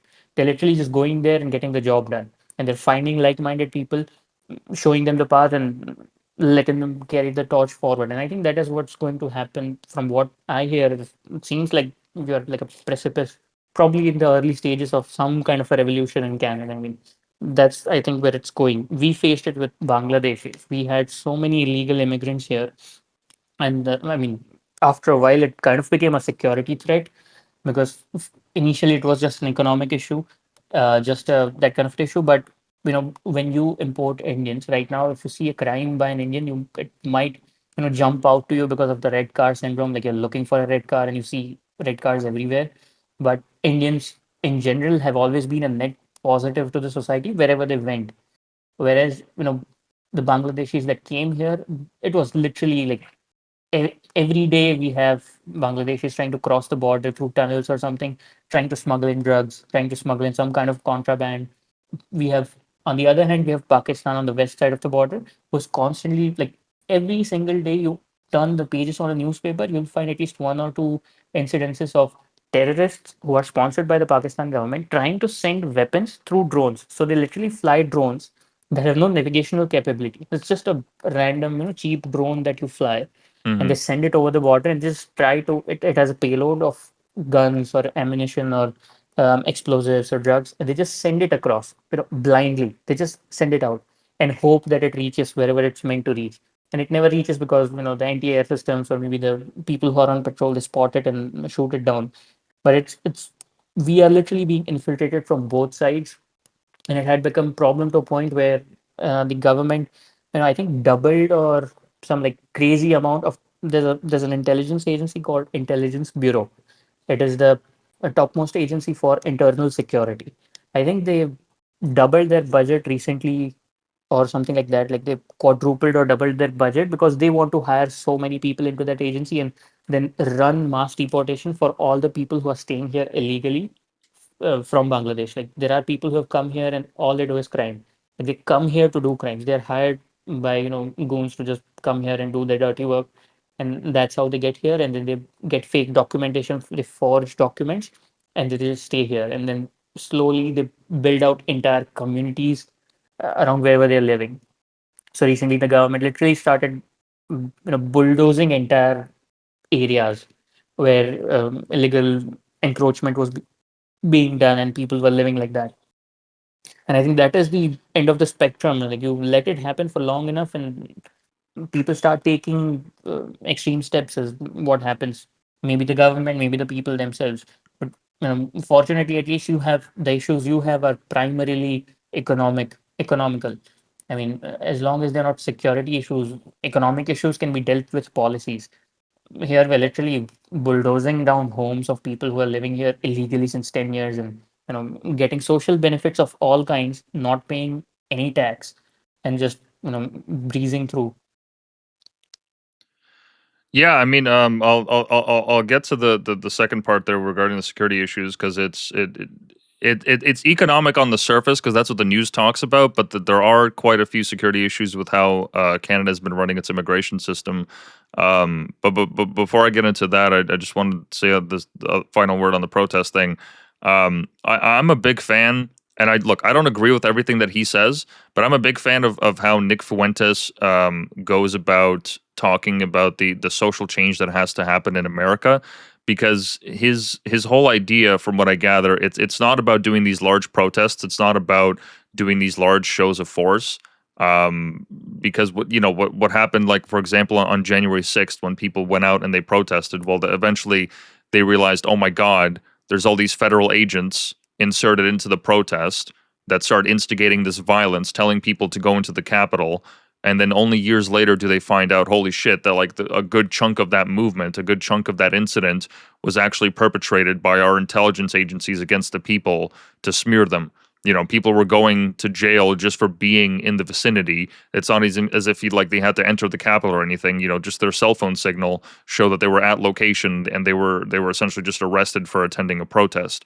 That's why these kind of movements, when you're actually trying to work against the government, in the same way that the Freedom Convoy in Canada, they don't work anymore. You know, even if you amass enough social influence, and even if you point the cameras and you show all these abuses by the police trying to shut down the protesters or the government, it doesn't matter. The national media apparatus will always defend the government. They'll always go and help them because they rely on them. These large movements, they don't work. We're not going to see a 1917 Russia style revolution anytime soon, at least here in North America. These things, they do not work unless you're going to have like some kind of military junta like they have in South America, which is not preferable, because then you get thousands dead, you get a dictator in place, and what have you. Like that is not an option. The only way to do it, as Nick Fuentes has said, is you need to start amassing influence. You need to start amassing political capital. You need to start uh, getting as many resources under your control as possible, and start angling them towards the problem. Because going out into the street and yelling and being a part of all these movements and marches, it's not going to work. This is the exact same reason why, as I've mentioned to you before in our private messages, like the Second Sons, this far right group. Why is my account locked? What the fuck? Okay. Thanks, Twitter. Is this your Twitter Yeah. account now? Okay, hold on. Let me Oh, verify your email. Yeah, let me just quickly verify. What the fuck? Why is it locked? I don't even have my VPN on. That's the strangest thing. I don't know why Twitter keeps fucking with me like this. Like, I really You know, don't I, understand. I don't mean to scare you, but there are some spyware that, if they are monitoring your browser, it might send out multiple requests to a web page, and that is what could lead you to getting that Cloudflare page you got earlier. Maybe, I guess. Well, I just verified it, no problem. And I know that some accounts have been hacked recently and they get crypto and whatnot. Let me actually, you know what? Let me just check my profile just to make sure I haven't had any like audit. Okay, perfect. Yeah, we're good. Do you have Um, MFA on then? yeah. I have all that. I have all that. So no worries. But yeah, so this group, Second Sons, right? They go out on these bridges. They wear their masks. They have these flags. They walk around and they talk about remigration now. These people, they're the ones that are going to be the first on the line to get arrested. They're going to be the first ones to be the casualties of this cultural conflict. And any time that you show up in a group like this where you're not showing your face, because number one, how many of them are federal agents, or how many of them have ties to federal agents or their informants? How do you actually verify for that? And then two, this is not an appealing message to Canadians. This is far too extreme. Nobody's actually going to start marching out into the street like this. This isn't like Poland, where you have a national identity where people are like, okay, we need to keep the immigrants out because Poland needs to remain a Christian nation, and so on and so forth. Canada doesn't really have the same dynamics. We can't really rely on religion to tie people together like this. So these people, like, while I agree with some of their messaging, they're easily going to be one of the first targeted groups to be affected by crackdowns of protests and whatnot. Like we just saw in Australia, a similar type group where the leader was arrested because he was apparently caught. They used some hate speech law to essentially get him, and now he's serving jail time. Like actual jail time. Maybe he goes away for like a decade and a half. And I think he's just dealing with his trial right now. This is not an effective way to do it. The only way, at least that I see it, to actually make any meaningful change is once again like to start getting like get political influence, get financial influence, start getting as many resources as possible together. Don't overly signal to everyone that you want to deport everyone and so on and so forth.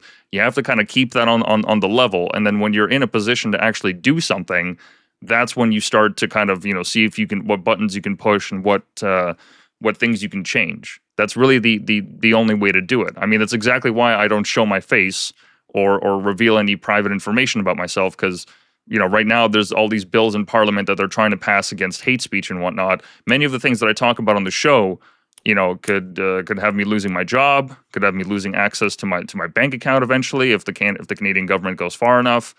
Showing your face at these protests and doing all this, it does absolutely nothing. Like it absolutely does nothing. Not to mention the amount of facial recognition technology that's out there.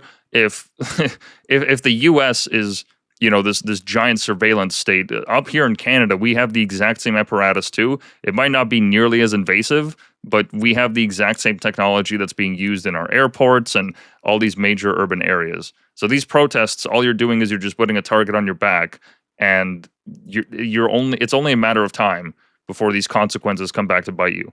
Okay, if the Canadian government is willing to shut down people's bank accounts because they decided to go to Parliament and honk their horns for a week, if that's what they're willing to do to those people, to truckers, not even to like militant people or the aggressive youth or anything like that, they will do much worse to people that are actually going out and protesting all the time. So I just wanted to say that. And regarding the security issues, the economic cost that we're paying with immigration, especially with the amount of Indians that are coming over and the foreign students, that's one thing. The other thing is the amount of incidents that there have been where these people, they get like a trucking license after only like a few lessons, then they're out on the road, and Canadians have been killed as a result, is like too many to count. There are actual deaths that have happened because these people come over here and they start just once again scamming the system, taking advantage of the system, and at some point or another they find themselves in a position where to make sure that they meet their quota to get paid, they have to be on the road for 20 hours, 24 hours, 26 hours, however many. They don't look at the signal, then they end up killing a family. Only a couple days ago there was a trial that was held because a Canadian Olympian, this woman that was a figure skater, she died, and her 10-month-old son, his leg got broken in the car because this guy was driving for 26 hours and he just wasn't paying attention and just ran through a construction zone and caused a pileup of like 6 vehicles. These stories are happening like every week. There's always a new one being put out. Not to mention, like just this year alone, in one town in British Columbia, which is a province in the West where actually a lot of Calistanis are. I don't know if the two are related, but there have been like 30-something cases of extortion where these people go to a business and they say, if you don't pay us a certain amount, we will firebomb your business. We will shoot up your business. People's homes have been shot up. People have been getting caught in like drive-by shootings. And I don't know what links it has to Khalistan or any of these kind of protests, but there's a real human cost to this immigration. Like people are actually dying and having their businesses ruined because they're getting extorted by gang members, by hoodlums, by fucking enforcers. So this issue it's not just economic. It spreads much further. And just because most Canadians haven't interacted with it in that kind of level, most people haven't had their business firebombed. We don't really see it as a pressing issue. But like this is an extreme concern. That city, they went to the federal government and they said, you need to instate a state of emergency. We need backup. We need resources. We can't deal with this issue on our own. These people need to be taken out of the community. And then once again, when they're arrested, they just apply for asylum, and then now they're in the judicial system for an extra 2 years while they start verifying their claims. These people need to be deported. Like they need to be put on the first plane back wherever the fuck they came from. We can't have people running businesses and to not feel not be allowed to feel safe in their own community. I really don't understand why we tolerate this and who it benefits. I'm very confused.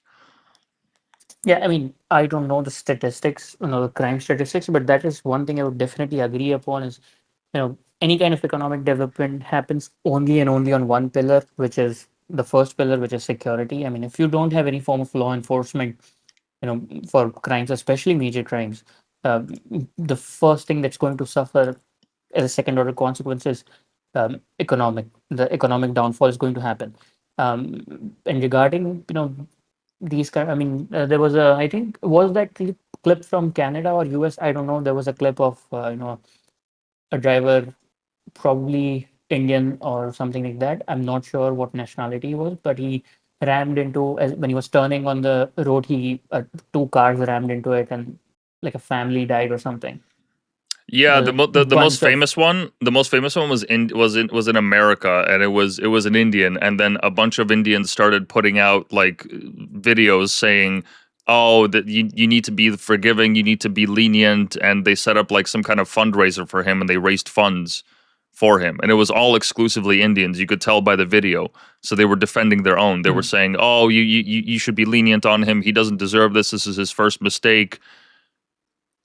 Oh, it doesn't matter if it's first mistake. I mean, um, I don't know. I don't care what country you're in. I mean, if you kill people, I mean, you have to go to jail. There's just no two ways about it. Um, the the first thing that I would say, I don't remember the fundraiser thing, but I do remember a bunch of racist tweets from both sides. I mean, from the US side, it was like deport all Indians, and this is what they're doing to you. They are third worlders and all, which I mean I don't agree with. And then there were racist tweets from the Indian side, which is like, oh, good job. I mean, I literally saw a tweet that said, a good job, like Hmm. killing a family of four, like good. So I think, these. So the first thing that I would say when it comes to talking about issues that are security related is like I would have to look at statistics. I mean, for the sake of this conversation, we'll just assume that what you're saying is true. Um, the tweets that come out, I tend to be very, very, very cautious about that, is because both sides are, equally terrible, and they'll be saying all kinds of things, and you just never know who is, a bot, who is a serious person, and who is Hmm. just, trying to rage bait people, or just a hateful person having a bad day. So, because if you see a family getting killed in an accident, doesn't matter whose fault it was. If your first response to that is writing "good job," you really need to reevaluate, your entire moral system. Like, what is it that's going on in your life that makes you write something like "good job" when you see on camera four people being killed? And so that is the first thing that I would say is, all the hateful stuff that is going on the internet. I don't care which side it's from. It just says more about that specific person rather than the group. If an American is being racist to me, I don't see it as Americans are racist. I see it as this person has some serious issues in his life that he needs to deal with on an individual level. Now, about the crime, you really need to look at the things that you are checking when you import, let people, immigrate to your country. I think, I'll tell you about the US visa process. When my family member, a cousin that I know, who went to US, this was many, like probably more than 10 years ago. He had applied, I think the second time is when his visa got accepted, and he was like the one I said that is doing astrophysics, PhD in astrophysics there. He's very smart. I mean, he's extremely smart, very talented, very capable. He had an excellent transcript, straight A's, and still he had to apply at least twice to get a visa. And then there was a time when you could just get a visa like that. And if you look at the Canada visa process for Canada, like I said, some of the dumbest people I know are moving to Canada or have been moving to Canada in the last 5 years. I really doubt. if they are checking anything at all, I mean, currently what I'm hearing from the people that I know that have recently moved to US, they're saying they're even checking our tweets and social media profiles. If you have said anything remotely against the US political leadership or something, Hmm. they're Hmm. literally denying your visa. I'm like, okay, but then if I mean, if you were saying something against India, why would I let you into India? I mean, doesn't that seem fair? I mean, if they don't want you, why do you want to go there? I mean, that's another thing. The thing in the Canadian context, I would say is what are they checking when they check whether a person is coming there or not? Because I assure you, economic prosperity does not equal same values. A rich person can commit the same crimes as a poor person. So what is it that you're going to check before someone moves there?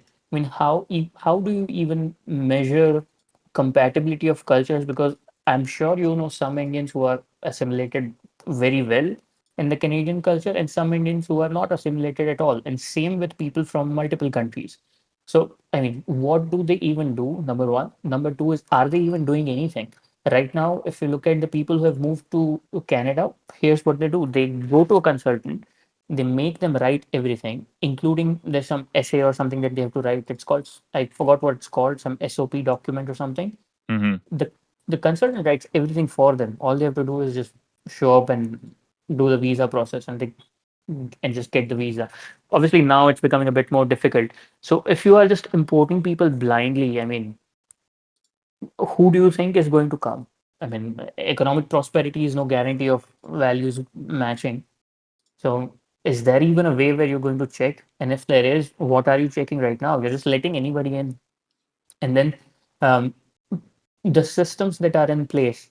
I mean, I think the if I was a Canadian, I'd definitely be blaming the political leadership and the bureaucracy both equally because I mean, I don't know what else I would do if I was Canadian. If I was seeing things happening that you are seeing, I'm not even sure what the solution would be as like the next five steps, apart from me either joining a political movement or become a part of a bureaucracy or something, or like we are doing, becoming a content creator and raising awareness on the issue. And back to your point about it being a security issue, what I was saying is Indians as a culture, as a society, as a people have overall been net positive. I still maintain that. But if it is turning into a security issue, I think individuals should definitely be punished to the fullest extent of the local law. Like where you're going, it's your job to know the laws and it's your job to follow them. And if you don't follow them, it's not the Indian government's job to get you back, and it's not the Canadian government's job to be lenient on you. That is the one thing that I would definitely agree on is if you go to some other country and if you commit a crime, you should be punished according to the laws, unless you're some like you have something like diplomatic immunity, which is like if prime minister is visiting or something, Yeah, yeah. obviously. But generally, if a citizen is moving to another, I mean, if you come to India and if you murder someone, I hope that my judicial system doesn't let you go back. I mean, you need to go through the court procedure, the due process, whatever it is. So yeah, I would definitely be quite angry if I was a Canadian citizen right about now. Yeah, I mean, it's this the security issue and then why it's not getting dealt with. I think it's just once again there's enough of these people in their own ethnic enclaves like Brampton, Ontario, where they're just surrounded and insulated by their own people and they look out for each other. And so these scandals, they don't happen until people start interacting with it outside of it, which is why like our own investigate our own national media only started covering these stories within the last 2 years, but this dynamic, this issue has existed for almost the last, maybe not entirely 10 years, but I want to say like at least six, maybe eight. So it was just a matter of time until average everyday Canadians started seeing this on their own roads, in their own schools, and they started to realize, okay, maybe there's actually a problem here. And then the fact that the national media wasn't covering it, and it's always done through an immigration angle. It's never done through an angle of no, no, no. There's no issue with Japanese coming here en masse. There's no issue with Italians, with Germans, with even Ukrainians, right, coming on here. We took a lot of Ukrainians that fled the war over here. People that I've seen in my own workplace or just know through my own daily life. I've never heard of a Ukrainian causing a trucking accident. I've never heard of a Ukrainian extorting businesses or firebombing them or shooting up a house of a business owner. Those stories don't exactly happen because they're not they're not those kind of people. They don't do that. They don't have those kind of cultural ties. But Canadians, I guess, they're so adverse to pointing out statistical realities that they feel uncomfortable talking about it when in reality, if you just open up your eyes, if you just pay attention long enough, you'll actually see that this is a pretty big fucking problem. Like, we can't, as you said, import people that don't have, our ideals in mind, that don't share our values, that don't share our culture. There's a certain rate at which you have to assimilate.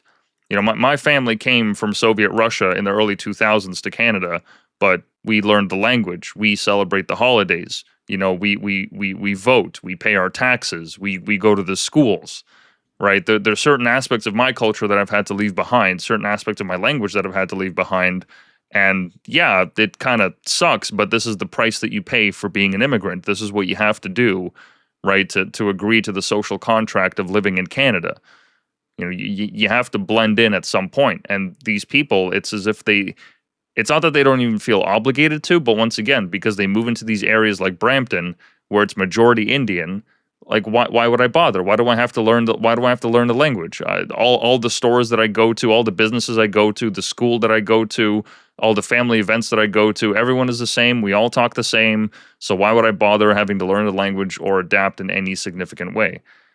And in terms of next steps, I mean, what it actually means to deal with this issue, the only way, really, like the only way to actually affect any change on any significant level is, yes, there has to be a political force of some sort that moves through the country that reminds people what it means to be Canadian, to embrace that identity, to embrace our history.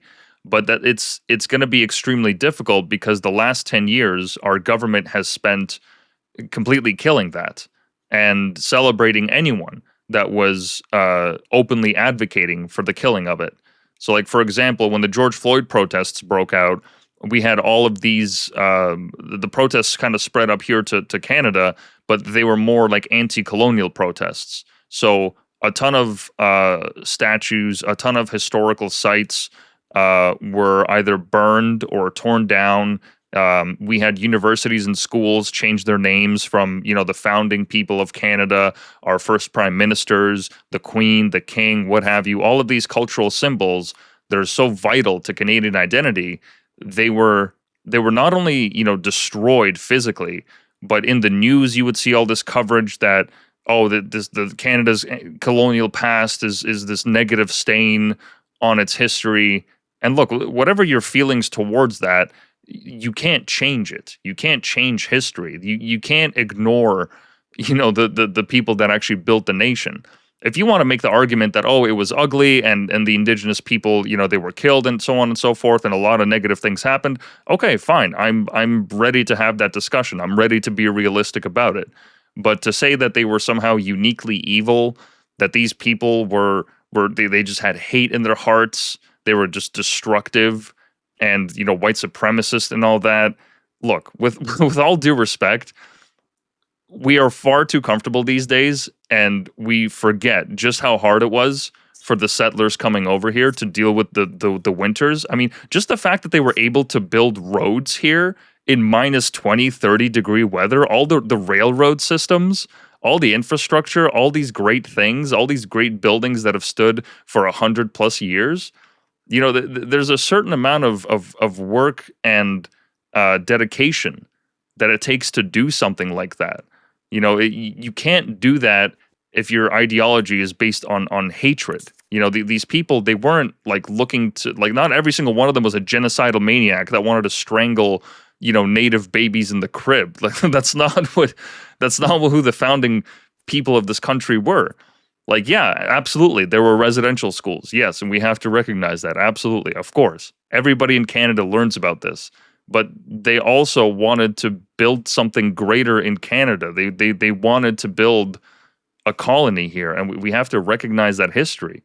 And in the last 10 years, our government, our cultural institutions, they've not only encouraged this, right? There was one summer where like 100 Christian churches burned across the nation. The majority of them, they were not accidents. They were done on purpose because either somebody that was indigenous or they were tied to indigenous protests. They felt so negatively towards the monarchy and towards colonialism that they thought the best thing to do would be to burn down the local church in like some small town. Which, like, why would that be a rational reaction? I really, like, I don't understand why these people thought that was the right thing to do. Our prime minister barely said anything about it. There have been like little to no investigations as to who caused all of these fires.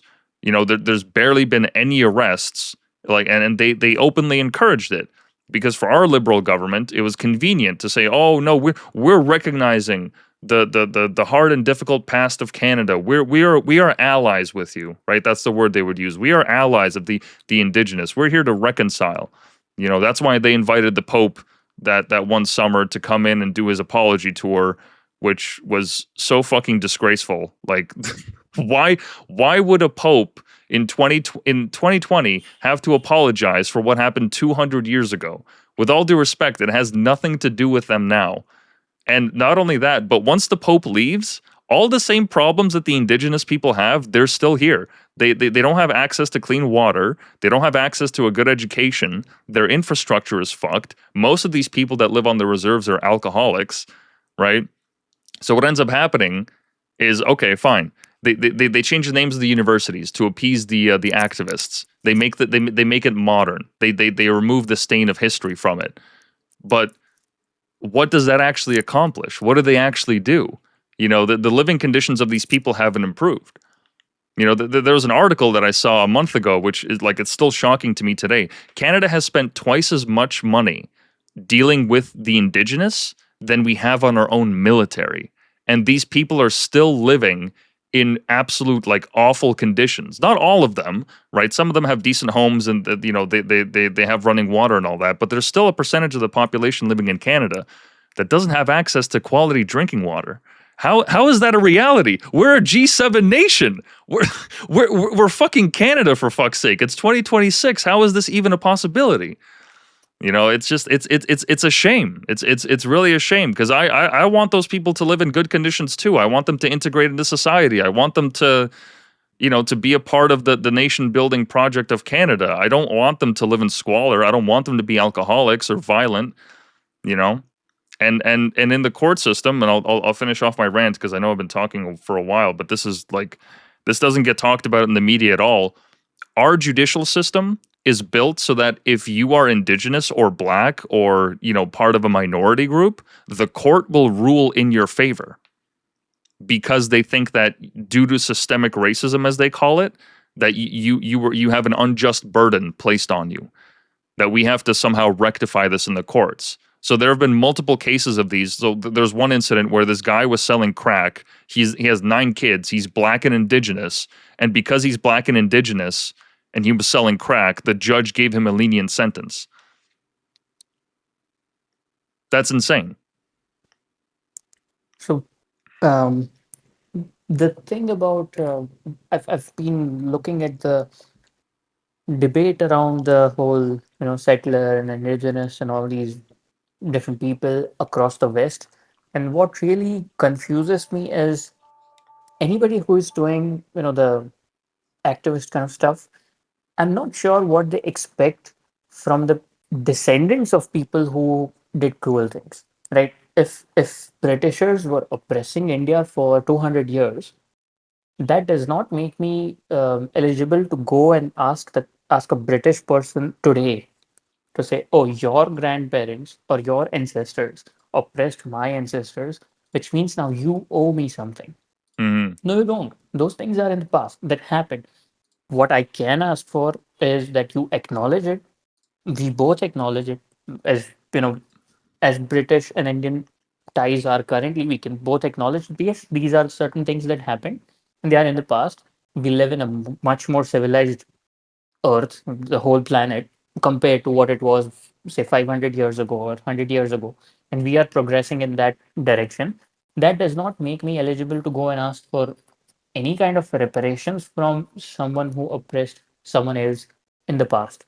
The the only thing, like you said, is like we can acknowledge it. Like we can say, yes, this has happened in history. It was ugly. Yes, it was terrible. And we'll make sure that, in the future generations know about this so that this does not happen again. Not so that they can go and again start clashing. Even after everything is settled down, things have become calmer. We are moving towards more and more, equal opportunity kind of situation. We have our own version. It's called the caste system, and we Mm-hmm. have certain affirmative action kind of programs. They're called reservation based on your caste, and have quite nuanced and somewhat controversial views around that. But that's a whole, like, I'd have to give you thousands of years of context before we can even get into it. But it's like a big debate even right now in India, because it's literally in our constitution that we are a socialist welfare state. So yeah, we have all kinds of our problems, but I definitely don't think, beyond a thorough, transparent, and honest acknowledgement in the history books, I don't think anybody owes anything once it's in the past. I mean, in the past meaning long time ago. If it had happened yesterday, then okay, we understand, like, things are still tense. This has happened 100 years ago. I don't think anything's going to come out of you wanting to become a revisionist. I mean, it happens here also. We had Mughal invaders who, Islamist invaders who came and tried to take over the entire subcontinent. And now the current government has been renaming cities and places from the what the Mughal people named to what it was before that, to more Hindu names, or more traditional, that were belonging in the Indian culture at that time. Now, I'm like, my reaction to that is, okay. I mean, sure, but what's going to change with that? I think the only thing that you can do is strengthen your identity as whatever religion you're practicing, whatever country you belong to, and show the positive values and the positive side of your culture and your traditions. Amplify that, show it as a positive thing instead of, going back and telling someone that because your ancestors did something wrong, I'm going to blame that on you. I mean, imagine if if I'm a Britisher and if an Indian comes up to me and says, uh, you know, 200 years ago, I tracked down your lineage. 200 years ago, your father was in the British service and he, slapped my father, who was a farmer. I Mm-hmm. don't know how to respond to that. I mean, what am I going to say? Like, what do they expect me to build a time machine? I mean, what am I exactly going to do with that information? So, this whole thing, I mean, it repeats everywhere. It's not just in the West, it's here as well. But I Mm-hmm. just don't understand, beyond an acknowledgement, what can be done. There is nothing you can do in the past, like you said. So that's for sure, like, that is purely idiotic. I mean, you're just trying to be, first of all kinds of politicians just hijack these kind of issues to push their agenda. The Mm-hmm. second thing is moral posturing, like we were talking about the protesters. They just need a reason, something to show that they are better than someone else, by acknowledging something that, others are like, okay, fine, it was in the past, but no, but it's very important that we, protest and we remove any sign or symbol of the past that has anything to do with any kind of cruelty. What is that going to accomplish while there are people who are suffering and you are not looking at those issues that are at hand? So I think that is very stupid. It's a waste of time and resources. And I don't think smart people engage in that kind of stuff. A lot of academics do, but they are not definitely not smart if they're engaging in that kind of stuff. I mean, if you want to talk about it in a historical context so that we can learn lessons out of it, we can, discuss the cultural impact of it and stuff like that. Yeah, sure, go ahead. But that does not mean you just go out, tear down statues, and just talk about it endlessly on news debates just because you don't have, the guts to do and go and do some actual change. And coming back to your, the point about the Indian diaspora and crimes. Now, what people don't understand about India is, we have hundreds of languages. All right, we have people that their skin tone range from extremely dark to extremely fair. Mm-hmm. Their languages change every 50 100 kilometers. You'll see a new dialect within my state. I can assure you there are at least 50 dialects, depending on, like, within my state, there's a north part, there's a south part, there's a west and east, and within those, there are smaller parts that have their own individual culture, that have their own individual history, they have their own faction of the parent religion, which is Hinduism. They have their own version of it. They have their own traditions that are like, they have their own deities. Like Mhm. small villages and towns, they have their own gods that they pray to. So imagine the level of, smaller and smaller groups that are in terms of ethnic, under the ethnicity, under religion, under economic, prosperity in terms of lower class, middle class, upper class. And then every state you move, it's a different culture. Some states were separated based on language and stuff like that. Some were based on, administrative convenience. Some were done by Britishers for looting easier, making looting easier, and making, transport of logistics and all easier. So India is like a hodgepodge of all kinds of things. It's like a melting pot sort of a thing. And we have figured out a way to just, live with unity in diversity, as we like to call it. Now, if you have a certain, like, for example, Sikh is a large diaspora in Canada, as far as I'm aware. Yep, Like, you yep. have a lot of people who are Sikh who are there. Now, we have to look at the factions that are within. Now, the reason I often don't get into this argument is because it's, if on a surface level, it sounds as if I'm, taking away the responsibility as an Indian and then putting it on a smaller section of Indian. Like I said, there are more, as you go deeper and deeper, there are smaller and smaller groups that you can identify someone with. So if I say that, oh, but, these are all Sikhs, I am not a Sikh. Well, but he is an Indian, I'm still an Indian. So Mhm. so to avoid letting on the impression that I'm trying to, be devoid of responsibility. That's why I don't make this argument often. But since we are on the topic, let's deep dive into that. Within Sikh, there are a bunch of factions. There are a bunch of different groups. Khalistan is like a whole different thing. Mhm. You have, you have Gujaratis, which I'm a Gujarati. I belong to the state of Gujarat. My people are known for entrepreneurial mindset, sweet dishes, and every culture has their own stereotype. Every state has their own stereotype. Mhm. um, Punjabis are known to be fun loving, loud, extroverted, kind of like, we have some of the top boxers we have in our country, some of the top athletes we have in our country are from that region. So people are very athletic and they're Mhm. very aggressive. Their whole thing is very aggressive. And I think you see that being exaggerated and then amplified when they get in a close knit community within foreign soil. Like if you take a group of them and you put them elsewhere, then they tend to stick to their original values even more rigidly. Right? If I'm a single Indian living in Russia, for example, I'm going to look around and see Russians around me, and I'm going to be more likely to assimilate within the Russian culture, meaning I might still be a Hindu, I might not become a Christian, but at least I'll speak the local language. I'll follow some tradition or some way of life that is at least socially acceptable. So I have to do that, certain way of talking, certain way of greeting people that I might not do back at home. Maybe I do it differently here, I do it differently there. I might not go and say namaste to everyone there. I might say hello and Mhm. I might shake hands with Yeah. them. I might not change my religion and they are not asking me to, but there are certain things that I would do. But if I was in Russia and I was surrounded by 50 other Indians in my apartment, then it would become a tight knit group. We would become a close knit group, and then within that group, we wouldn't be following Russian tradition. We'd be following Indian tradition.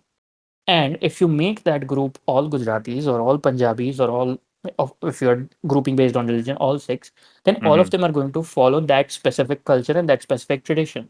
If it were my people, we'd be following the things we do back at home, and we'd be doing it even more exaggerated, even more with more passion, because we are in a foreign soil. We miss home, and there's that connect that you have with someone where everyone around you is stranger in some way or the other. The way they talk, the way they look, the way they do things.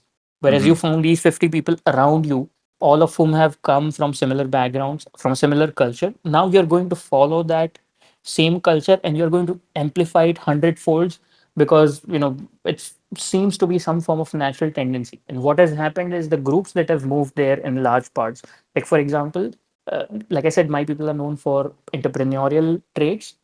A lot of Gujaratis who move to Africa, they own very big businesses. Like some of the top conglomerates in Uganda and other neighboring countries and all those places are owned by Indians, and specifically people from the state of Gujarat, also known as Gujaratis.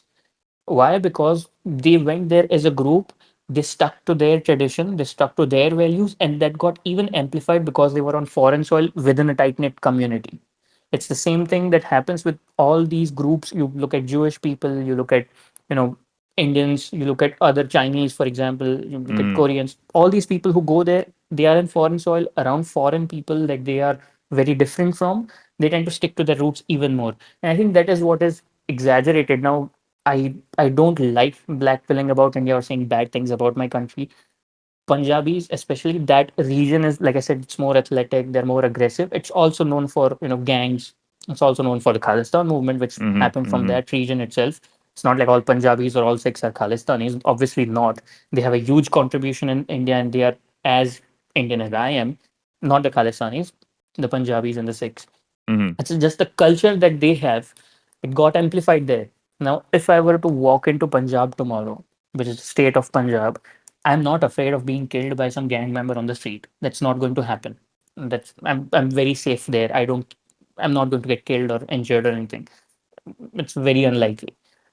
So I'm not afraid of that. What I'm saying is it's one of the traits within that culture that has happened. And the same thing that went abroad, it became amplified. And then from what I hear is towns like Brampton. I don't know if it's a town or a state or what it is, but I keep hearing that, you know, Brampton is, Yeah, I yeah. even hear it in pops, like in rap songs, like Oh yeah. where most of the Sikh community lives. And then you have these young hoodlums who are then forming bike gangs, and, you know, the same thing that they were doing at home is just more amplified as they have gone there, and now they are causing trouble in someone else's land. But the thing is, if they were back home, a small percentage of them were still doing the same kind of issues, the same kind of problems. You know, so what you are seeing there, if you divide everything by smaller factions and smaller identities within the Indian ethnicity, you're seeing the exaggeration of whatever was happening back home. So what happens is, as a Canadian, when you look at it, or as a Westerner, or as any kind of any other country citizen, you look at it, you think, oh, if they are behaving like this at home, it must be even worse. You know, if they are committing one crime here, that means at home they're all Indians, so it must be like they're committing 100 crimes. The thing is, it's actually the opposite. You know, what you're seeing is a much more amplified and much more exaggerated version of whatever is happening here. So if you were to come to a Sikh dominated place in India, I'm very sure you would have um, such a different experience. Sikhs are among the most welcoming and the most peace loving people that I've met. They're aggressive, they party a lot, and they speak very loudly. They are the most fun loving people. They're also literally the most peaceful and the loveliest people I've ever met. So it's like that. The bad qualities are amplified, and if you come here, you'll see it. It's just a very minuscule percentage. That's where the clash happens in terms of you saying, you know, so many people are coming here and a lot of them are committing crimes. And what I am saying is, well, all of us are Indians here, and a very small percentage of them are doing these things. So I think this is like the overall insight that I have arrived to, sort of a conclusion, if you want to call it, after speaking to a bunch of people, you know, reading about the things that are happening and the way the immigration and all is happening. I don't know how correct or incorrect this is, but this is what I've come to so far from what I've understood. Yeah, and this is something that we've talked about before, where it's not necessarily that, like, Indians are not, they're not a single diaspora, and as you said, as you dig deeper into the culture, you'll notice all these different subcultures and how the different states operate, and all the different dialects. It's a land of extremely unique people in that regard. Um, but the majority of these people, they seem to be coming, the ones that are causing all these issues, they come from these rural areas where they're not as developed, they're not following by the same social mores, the same social code, and they just refuse to integrate. So that, like, that's certainly important to recognize. Like how Sun Tzu said, "Know thine enemy." And it's not to say that all Indians are our enemy. It's just to better understand why these things are happening. We have to actually acknowledge, like, what parts of this culture, like, if we're having a real conversation about how we want to deal with immigration, right? From my understanding, I think there should be like a sliding scale from cultures and nations that have Western values, that agree in liberal democracy, that agree in how we treat women, how we treat homosexuals, how we treat, all these different, social issues. It should be a sliding scale. And the people that are, higher up on that scale, that are more congruent with our culture, we should try to emphasize or try to like create better ties with that nation so that the immigration is a net positive and not a net negative. But Definitely. And yeah, yeah. sorry to interrupt. Yeah. No, So, no, go ahead, go yeah, ahead. sorry, go ahead. You can complete. No, no, go ahead, go ahead. Yeah, so what I was saying is that would be difficult on a policy level because, first of all, the Indian government would never agree to, saying, oh, we are okay with you telling us that you can import a certain kind of people from our country because obviously India is one country and we do not discriminate based on religion or state or anything at all. So that is very difficult to implement. First thing. The second thing, I mean, what you have discovered. Do you remember a slur that I sent you? Uh, I think I sent you on, I don't know if it Yeah, was yeah, Discord yeah. or somewhere else, but I it's remember. basically Yeah. what you have discovered is what the Indian Twitter calls Dehati. All right, I might get in trouble for this. I don't know how bad of a slur it is because it's not from my part of the country. But what it loosely refers to is originally Dehat meant village.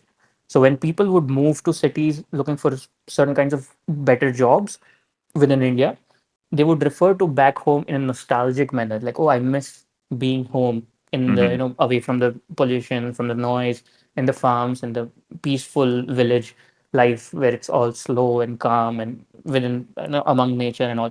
So that's how the original word was. It was Dehat, meaning the village. And then I think it slowly transformed into a slur where it basically means someone with the mindset of a villager. Now, Hmm. I don't think villagers are bad. I think it's actually some of the best people in the country. I mean, you can literally, there are still parts of my state and my country that you can wander into villages that everyone has like a small home. And if you just knock on someone's door at 2 a.m. and tell them, hey, my car broke down, can I sleep here? They'll feed you, they'll give you clothes, and they'll arrange a bed for you. And next morning, they'll give you breakfast and they'll say, please stay a couple of more days. It's that welcoming. So I don't think villager in that sense or a person from the rural area in that sense is the criteria as such because they are some of like once again extremely welcoming people and great people just overall. I've spent so much time in the rural area, in the jungles, with tribes, with all kinds of people. Now the problem is, so what currently the slur Dehati means is someone with the mindset of someone who comes from a low trust society, economically depraved society who is Hmm. only looking to by hook or by crook getting their own way, sticking to their own rigidly sticking to their own backward mindset instead of accepting and taking a more progressive approach. So what Indian Twitter calls Dehati is like, let's say if you are, following the traffic rules, everyone is following the traffic rules, but there's two, black tinted window SUVs that are blasting loud rap music and they're just, blowing through signals. That you'd call someone a Dehati. Or if someone, just occupies the floor in the middle of a public transport just for the fun of it or to take pictures, like that's, you understand, like no civic Hmm. sense, Hmm. being disruptive to public places, and public places being disruptive to people who are around you, committing crimes, horrific crimes especially. So these are the kind of things that people are calling, these are the people that get labeled as dehati. And this does not really have these days anything to do with money or economic prosperity. Like I said, why? Because a lot of these people, their ancestors and themselves, they have been landowners, all right, in the rural region. And we are primarily an agrarian economy. So we have a lot of agriculture going on in the rural areas. As the cities expanded, this land started getting incorporated into urban areas. And and that's how a lot of people in the rural area made a lot of money. I mean, unimaginable amounts of money. Now, even before then, they used to own cattle, they used to own small businesses, they used to operate small businesses, they used to franchise land and do farming on them, they used to run all kinds of things. They used to buy gold. It's a big cultural thing. We always buy gold in our families. So they were anyway rich, and this whole land situation made them even richer. So there's no real bifurcation as to how you would classify someone as belonging to that specific slur. Because if you start taking things like, they are from the rural area and this is who we need to ban, we're actually going to miss out on a lot of talent. I mean, I live in a tier, I guess I could call it tier one or tier two city. I'm not sure what the criteria is, but Most of the IT firms in my state employ people from rural areas, and they are diligent workers. They work really hard. I mean, they still have certain habits from where they come from, but it's not a big problem. I mean, they work very well. They're hard workers, and they're extremely smart. So even if you classify it as like rural versus urban or poor versus rich, India is so diverse. You're still not going to get a good sampling of, how do we import the right people. So yeah, it's a difficult job for Canada, that's for sure. No, and I agree. It's it's going to be very difficult to find like what that balance is, and yeah, we would miss out on that talent.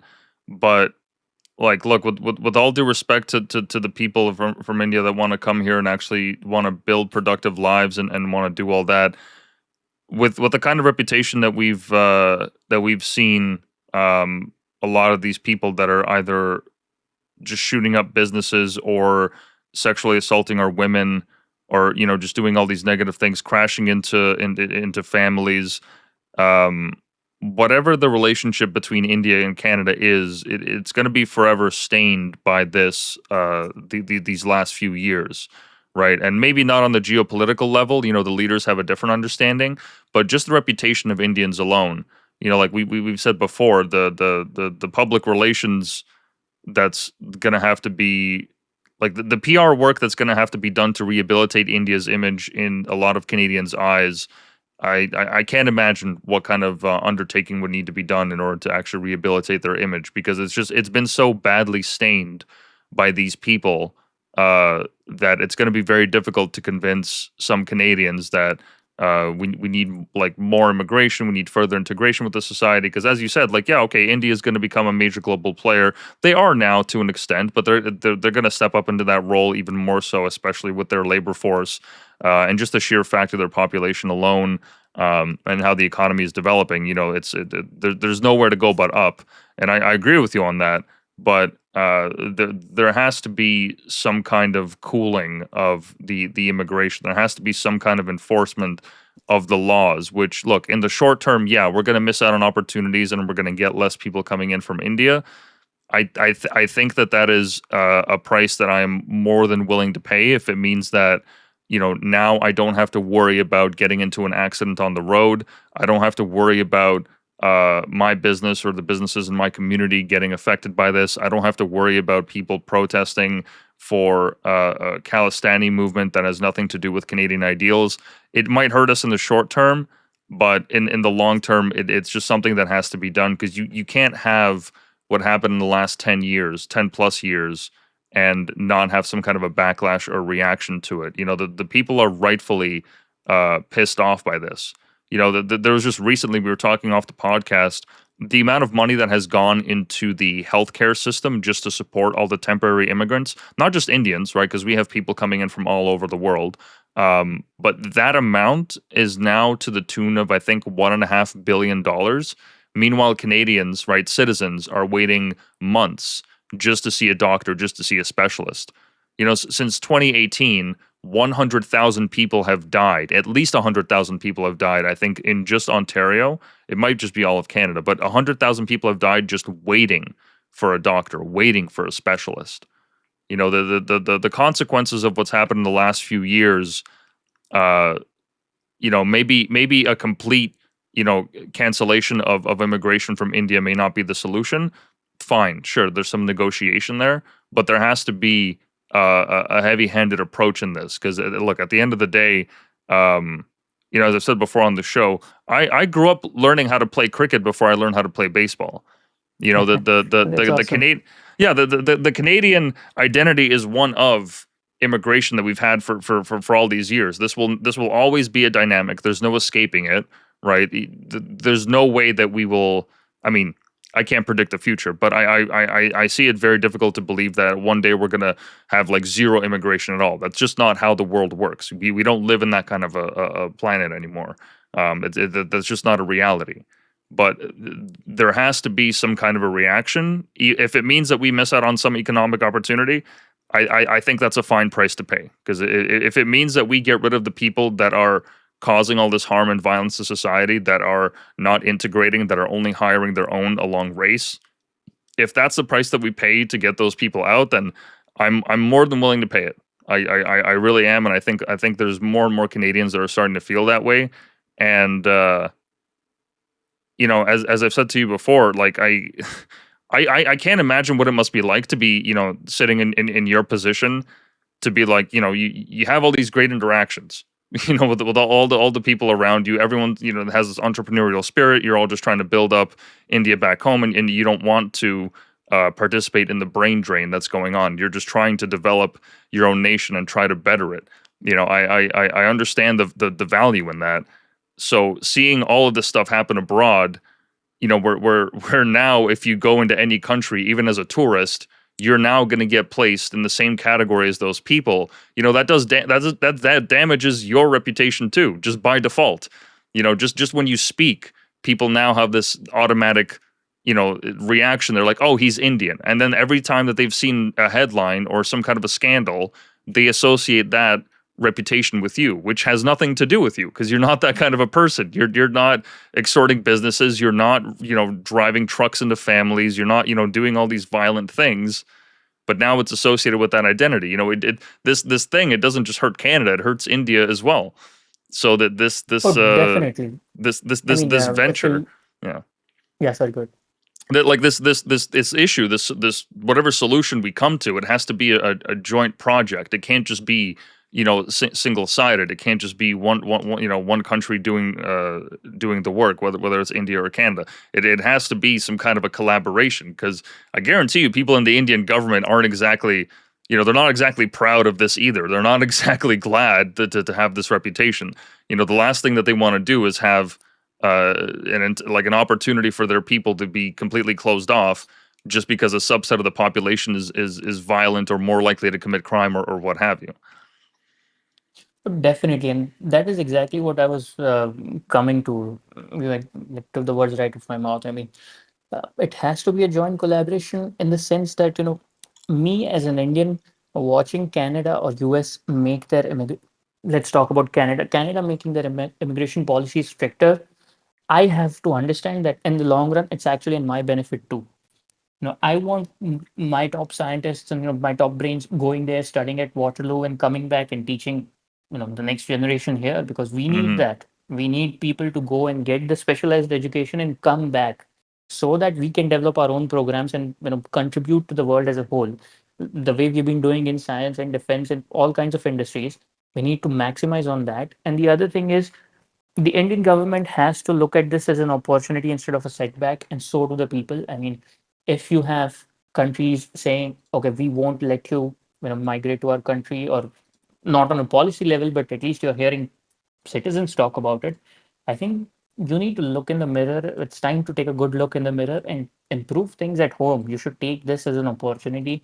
If you've been, rambling on about brain drain, well, now is your time. US is putting tariffs. Canada is saying, we have so many Indian students here. Find and put some incentives. Look at the corruption within. Improve the infrastructure. Set up incubators and let people build companies. Let people contribute in whatever way they can. Give them a better lifestyle here, so that they don't want to leave and they're happy to come back. And coming back to India is not seen. I mean, it's already happening. There's so many people who are coming back, and it's not seen as a step down. It's actually seen the other way. Like, they're coming here to contribute and build something, crazy here itself. So there are a lot of things that need to be done on. I mean, since the discussion was Canada focused, I understand, but I mean, in terms of what India needs some radical improvements. I mean, this is like, striking when the iron is hot. Right now, it's like the best time in history for India to make some radical changes in the way the bureaucracy operates, in the way the political machinery operates, the way people think, the way culture is built. I mean, you keep hearing things, all these racist accounts on the internet keep talking about street shitting. I mean, public defecation got solved many, many years ago. Yes, we had to accept that there was a problem. Yes, we had to, look at ourselves and say, okay, this is what's happening across India. And we built a toilet program. We literally, the government went out and helped people build toilet across villages, across the entire country. And getting something done in India is a huge task. I mean, there are constituencies where it's just one voter in the middle of nowhere in a jungle. And The Indian government makes sure that if the booth has to go by helicopter or by a boat, the voting machine will reach there, the person will get a chance to vote. So whatever India does in terms of any kind of a blanket movement, it really gets it done. I mean, democracy in India is real. I mean, we are a testament that you can get people on board no matter how big your country or how diverse your country. And the way we took issues like public defecation and actually turned it around, people don't believe it because all they see is the internet. Things like I don't remember ever seeing someone defecating in public. Not at least not since I was a child. I don't remember.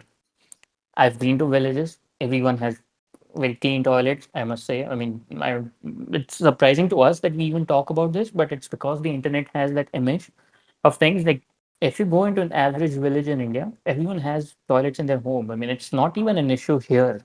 I don't know why it's blown apart. So these there are narratives, there are botnets running. So I guess that might be it. You could have said these things maybe 50 years ago, maybe 40 years ago, 30 years ago. I guess not anymore. So things are improving for sure, but there are a lot of radical improvements that need to happen, such that people are welcome to come back home and not going and terrorizing entire education systems of different countries and just leeching that. I mean, if you look at the way the pop culture demonstrates Indians in the US, like people say, if I have a doctor, I hope it's an Indian. So I mean, why isn't the same in Canada? Why is it that issues are cropping up in Canada, which means there is something that has gone wrong in either the way immigration is happening or the people that are immigrating. Like I said, a smaller subsection of a certain kind of people, a higher concentration, a higher density of certain kind of people have immigrated due to whatever reasons they might be need to be looked at, and that is why this has happened. Because if you look at the IT sector boom that happened, Indians that went to the US, they were all welcomed. I mean, you didn't have these kind of issues cropping up. But then why is it that when Indian students, young students are going there and, from certain places in India, why are these issues cropping up? That means there has something that has gone wrong in both people who are going from India and the people who have made policies or businesses that import people from outside to Canada. There are both ends of the spectrum, both ends of the side that need to be looked at. And I think Indians themselves need to understand that immigration becoming stricter in other countries is actually a blessing in disguise. And they need to stop looking at it as, a setback and start looking at it as an opportunity. And, they need to roll up their sleeves and be ready to do some work back at home. Yeah, and we'll talk for another 10 or so minutes because I know that you gotta go soon. Well, we'll do it for 10 or 15 more, but just on the point regarding defecation, the thing is, like, I don't know for like what major province these people are coming from, or to what extent it's rural or urban, or what the split is, because in Canada they don't really talk about these statistics openly. But like the issue in Canada, the reason that people still openly talk about this and laugh about it on the internet, I mean, just this past summer, we had three beaches in three different provinces close all within a month of each other because of E. coli outbreaks. And we have never in my life have I seen such a thing happen up until now. Like never. This has never been a problem in Canada. And people did some digging and they realized, oh, that's because these people are going and they're shitting on the fucking beach. Like we can't just have this. It's one thing if there's a heavy rain and the water from the sewer floods into the water. Like, yeah, this does happen, but for that to happen in three separate places, all within a month of each other in the summer, it's too much of a coincidence to believe that this could be anything but the defecation that's happening. So I think that kind of the reason that still has like a reputation why people still believe in it is because we didn't have enough of the people that came from these areas that already had this infrastructure or even had this like cultural shift where that behavior is actually not acceptable. I mean that's the only assumption that I can come to is that the people that came over, they don't abide by these rules, or they abide by them only selectively. Um, and regarding like the H1B stuff in America, yeah, they did experience a boom, But as a result of the H-1B hirings, because they're able to work for lower wages than Americans, Americans have been shut out of that market. And while the companies have gotten a boom, the Americans are now, they're dealing with that unemployment, and it's kind of similar to what's happening here in Canada, where our temporary foreign worker program has been called a form of modern slavery by the UN, because what ends up happening is these people come here, their immigration status, their citizenship status all relies on their employer. And so their employer can essentially tell them, okay, guess what? You're working a 14-hour shift. You're working a 12-hour shift, what have you. Like they can work them for as much as they want because they're reliant on the employer, right? They're reliant on them to not only have them that wage, but to help guarantee that their visa gets pushed, that they can sponsor them for citizenship and all that. And so what ends up happening is now you have this entire sector of people that are overworked and they're working for lower wages. So it completely messes up the economy for the average everyday Canadian person that just walks into a cafe and wants a job. What it's going to take to fix that, I don't know in terms of specifics, but like deportation and remigration is 100%. It has to be a part of it. Our border services agency, they need to hire thousands of more people to process these claims, and we need to be way more stringent. Whether it's creating that sliding scale that I mentioned, which I understand that would be extremely difficult to do for some countries, especially like India, with all the different regions and provinces and dialects and all that. But there has to be some kind of a greater filter set up so that we are selecting for the best kind of people and not just people that are going to come here and work basic remedial jobs that any random Canadian can do instead. This has to be at the minimum, and it's in the similar vein in the U.S. because part of the reason why Trump has now backed off of deportations, why they're now going to go back to the Obama era policy of only deporting criminals and not just illegals, is because the same people that are helping fund the political process in America, right, all the big companies, the Koch brothers, what have you, they benefit from the illegal immigration. They benefit from it because they don't have to pay as high wages. They don't need to guarantee job security. And so their bottom line, right, their dollar, their share value increases with the more migrants and immigrants that they can have. I think it's the exact same thing in Canada. I think that the people that are benefiting from this the most, the corporations, they see this to be a net benefit for them. So they're going to keep lobbying the politicians and telling them, okay, you know what, we actually need more of these people. We need more and more and more of them because we get to offer cheaper products. We get to pay lower wages, and we have more money that we can donate to you, and so on and so forth. So what it's going to take to change this is nothing short of monumental, and I hope it happen. I hope I live to see it in my lifetime. It doesn't look good right now, but I feel optimistic because I think that if enough people have these interactions with whether it's the truck drivers or the businesses or just any of these negative interactions, they're going to start realizing, okay, there is a problem.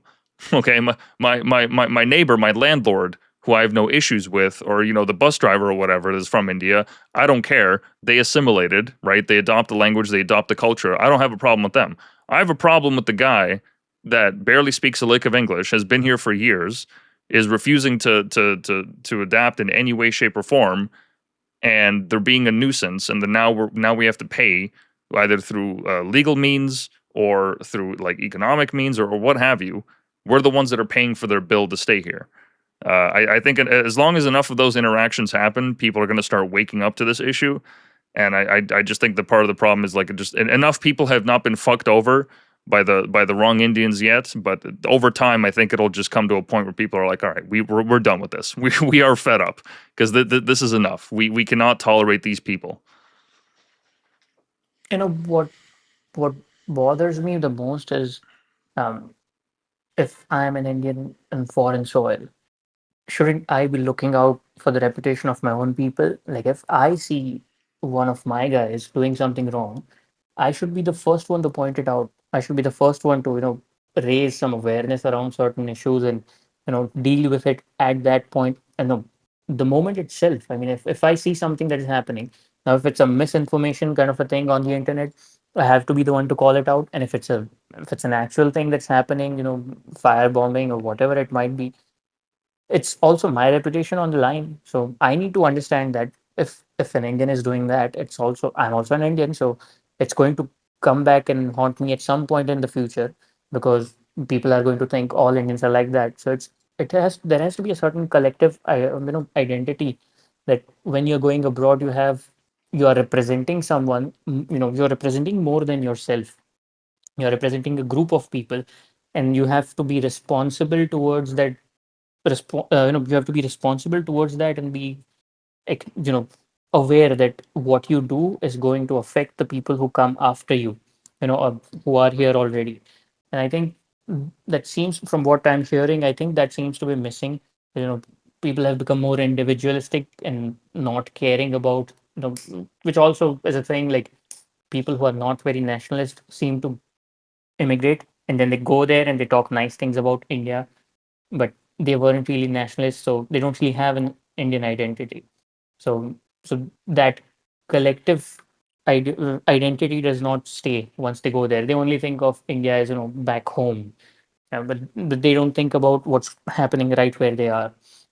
So I think you were absolutely right. It's like it has to be a dual approach, a collaboration kind of a thing, because it's hurting both sides. It's not just one side. It's not just Canadians that are going to suffer out of this. Both sides are going to have problems. And what I'm pretty sure of is that both Canada and India, both cultures just want, to live simple lives and peaceful lives. That's all. Yeah, and I'll finish off with this point because it's you're certainly right in saying that the people that come over here, you have a responsibility because you're not only representing yourself and your family, but your culture as a whole. Canadians have that exact same responsibility, except in enforcing our norms. Part of the reason why this has gotten so out of hand is because Canadians have played far too nice with this dynamic. We because we have the expectation in our high trust society that people will just kind of go along with the measures and we don't actually need to enforce anything, that the people that we invite over here are going to somehow just magically integrate into society. I guess that's just the wishful thinking that we have here as Canadians. We that responsibility also falls on us if we're not enforcing, right? Not the police, not the immigration. Like, I'm not talking about any bureaucracy or government body. I mean the average everyday Canadian. If we, in our social interactions day to day, are not enforcing some kind of social norms, like how the Japanese, they have certain behaviors that they cannot do on the subway. They have certain behaviors that they cannot do out in the open street, and they will enforce them, right? Like when those two streamers that came to that came to Japan, they went viral because they started making a lot of noise. They went to temples and started disrespecting them. What did the Japanese do? They created a bounty that they put on these people's heads, not like to kill them, but to find them, and if they were acting disrespectfully, they would either start beating them up or they would start like pushing them out of the area or like yelling at them or getting them out of it and like calling over the police. Like that's a culture that knows how to enforce its norms. They don't have to wait for the person to go to jail or to commit some kind of crime. They actually step in because they're invested. They like Japan the way that it is. They want to keep it the way that it is. They recognize that their culture has certain positives and appeals and things that they want to protect. They have some ideas that they want to protect. But here in Canada, I keep saying we're way too nice because I can't think of any other reason behind it. People are they're just too permissive. And There that is a kind of spreads, responsibility. right? It sets up an example. Once certain Hmm. kind of a behavior is allowed, the kind of an, I mean, the same thing that someone would not have done back home, but now is here in my country and just doing that. And then Yes. I have to look at, like, what is it exactly that's making them think that this is okay to do? Like, if it is against my culture, if it's not, fitting with my values or my country's values, why is this person thinking this is okay? Well, it's because probably he has seen five other people or 10 other people do the same thing with no repercussions, so he Hmm. also thinks it's okay. So once you will let that happen one too many times, now it's kind of become the norm. Like, oh, nothing's going to happen, we can just go and protest, or you can do whatever you want, and not going to be any repercussions. Absolutely. Absolutely. I couldn't have said it better myself. And it's on the responsibility of every single Canadian to start pointing this out and to actually do something about it. I've had a couple of run-ins. I won't get into too many details, but I've had some instances where I've had to just kind of put my foot down and say like, no, this is unacceptable. You cannot behave like this. This is dangerous. You're going to get somebody killed, or you're going to get somebody seriously injured if you behave like this. And this is not how we behave in Canada. And more Canadians have to step up, because waiting for the police to come around, waiting for some government body to do a ruling or deportation order, what have you, it's not going to happen like that. If Canadians are not willing to stand up and to fight for their own ideals and for their own country and for things that they believe in, then none of this matters. Like, absolutely none of it. If we're not willing to stand up and say that our culture and our way of life matters, then we just become an economic zone where people can immigrate and behave however the fuck they want, so long as it's within the confines of the law. But socially, they can do whatever the hell they want, right? If we don't have a unified sense of culture. So this responsibility, as much as we love like the low IQ racists, as much as they love to say like, these people, it's in their blood. All Indians are the same, so on and so forth. That's a lazy way of thinking about racism. That's an extremely lazy way. To actually like be coherent and to understand what the problem is, it means that like you have to enforce some kind of way of life. You have to actually actively behave in a way that enforces these social norms. So when somebody steps out of line, you actually have to do something about it. You can't just wait for someone else to pick up the tab, because, as you said, they're not going to. And if more of their people see that this isn't being enforced, oh well, we can just get away with this. We can just get away with driving trucks into people or what have you. And those people have legal consequences. Don't get me wrong. I'm not saying that these people aren't getting charged, but the fact that there are entire schools set up, right, to give them these trucking certificates, the fact that people can buy their way into a diploma, all of these different things, right, all of these different ways that people in Canada get hurt as a result of the wave of immigration, there's a certain level of policing that we have to do in our own communities. So the responsibility is not just on Indians. We can't just like put all the blame on that. The blame is partly on Canada too, because we have done a complete disservice to the people of this country by not only letting these millions of people in, but then also not forcing them to adjust to our way of life. Like, you don't get to protest for Khalistan in Canada. Like, with all due respect, I'm not saying that should be made like illegal, that you can't protest for that, but these people shouldn't be able to walk around with swords, right? Some of them have actual links to terrorism. We can't support that as a country. We can't just allow people that profess the ideals of terrorism, whether it's for Khalistan or Palestine, Hamas, whatever, right? This is not The an longer you ideal. delay it, I mean, the longer you delay the enforcement of those social norms, the higher the chance that the extremists will come into power. Yep. The middle, Yes. the large chunk of the people who are in sort of center left, center right in the political spectrum, the longer they delay it, the more beneficial it becomes to the end of the spectrum on both sides. And the more they become powerful. And I mean, you showed me some videos. I mean, this is just the beginning. I mean, it's going to get worse if things don't, things keep getting out of hand and no one takes charge and does something about it, especially the people in the middle. Absolutely. Absolutely. And that's a good place to end off as any, because yeah, we're just over time. So once again, Krutik, thank you for joining me. People can find you mostly on X, yeah? Yeah, well, there's not really any call to action. I mean, if you want some pointless memes, you can follow me on Twitter. That's pretty much it. All right. Yeah, guys, check him out. Yeah, he's got a website there. All the links, we'll post it all in the description. Um, yeah, look, at the end of the day, I guess we'll finish off with the sentiment. Um, most people, most well-meaning people, they just want better for themselves, their own families, their loved ones, and their nation. And as we've both said on the show today, Canadians and Indians are fundamentally, for the most part, the average person. We really just want the best, the same things. We want the best for our nation, the best for our people. So there's a collaborative effort to be made here. Immigration is not going away. We're not going to be able to shut down our borders completely. Um, Temporarily, sure, maybe there's an argument to be made there, but realistically, we don't live in a kind of world where you can just kind of do that anymore. So that there has to be some kind of a collaboration on this, because at the end of the day, Canada's suffering as a result of this. India's suffering as a result of this.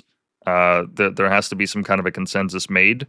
to actually fix this. So yeah, thank you for joining me on the conversation today. I appreciate having you on. Would definitely love to have you on in the future again once, I don't know, Pakistan does some more crazy shit or what or whatever. And they are asking for, they have been asking for another airstrike. I mean, the terror incidences still keep happening. I mean, lakhs of kgs of explosives have been confiscated in the last 6 months in India, on Indian soil, from I believe it. terrorists. Terrorists have been caught, and not just thousands, lakhs of kilograms of explosive material has been confiscated. There was a blast in the national capital of the country. They started raiding houses when they got intel. All the agencies started raiding some houses, and one of the terror cells got and he panicked, and he just went out and just unplanned in an unplanned manner just blew a bomb in the national capital. Hmm. Everyone else got caught. Interesting. He was the only one who was not caught, and they were raiding everywhere else in other states. It was a nationwide conspiracy. I mean, in my state, people got caught making ricin, that poison pill Wow. thing, Yeah, yeah. out of some castor oil or something. And so yeah, things are happening, and yeah, I don't know where things are going, but if that happens, I'll definitely keep you in the loop. And we haven't even crossed Epstein files yet. I mean, that's a Oh, whole I other know. three I hour. know. Yeah. Yeah, no, there's always going to be plenty to talk about. So yeah, I'd love to have you back on in the future. But yeah, once again, guys, give them a follow on X. There, we'll post all the links. And yeah, I got a show later tonight, so stay tuned for that. I'll probably be on at around 8 or 9 p.m. Eastern Standard Time. All the updates will be on the channel. But yeah, thank you guys for joining us, and hope you all have a good day. Thanks everyone. Bye.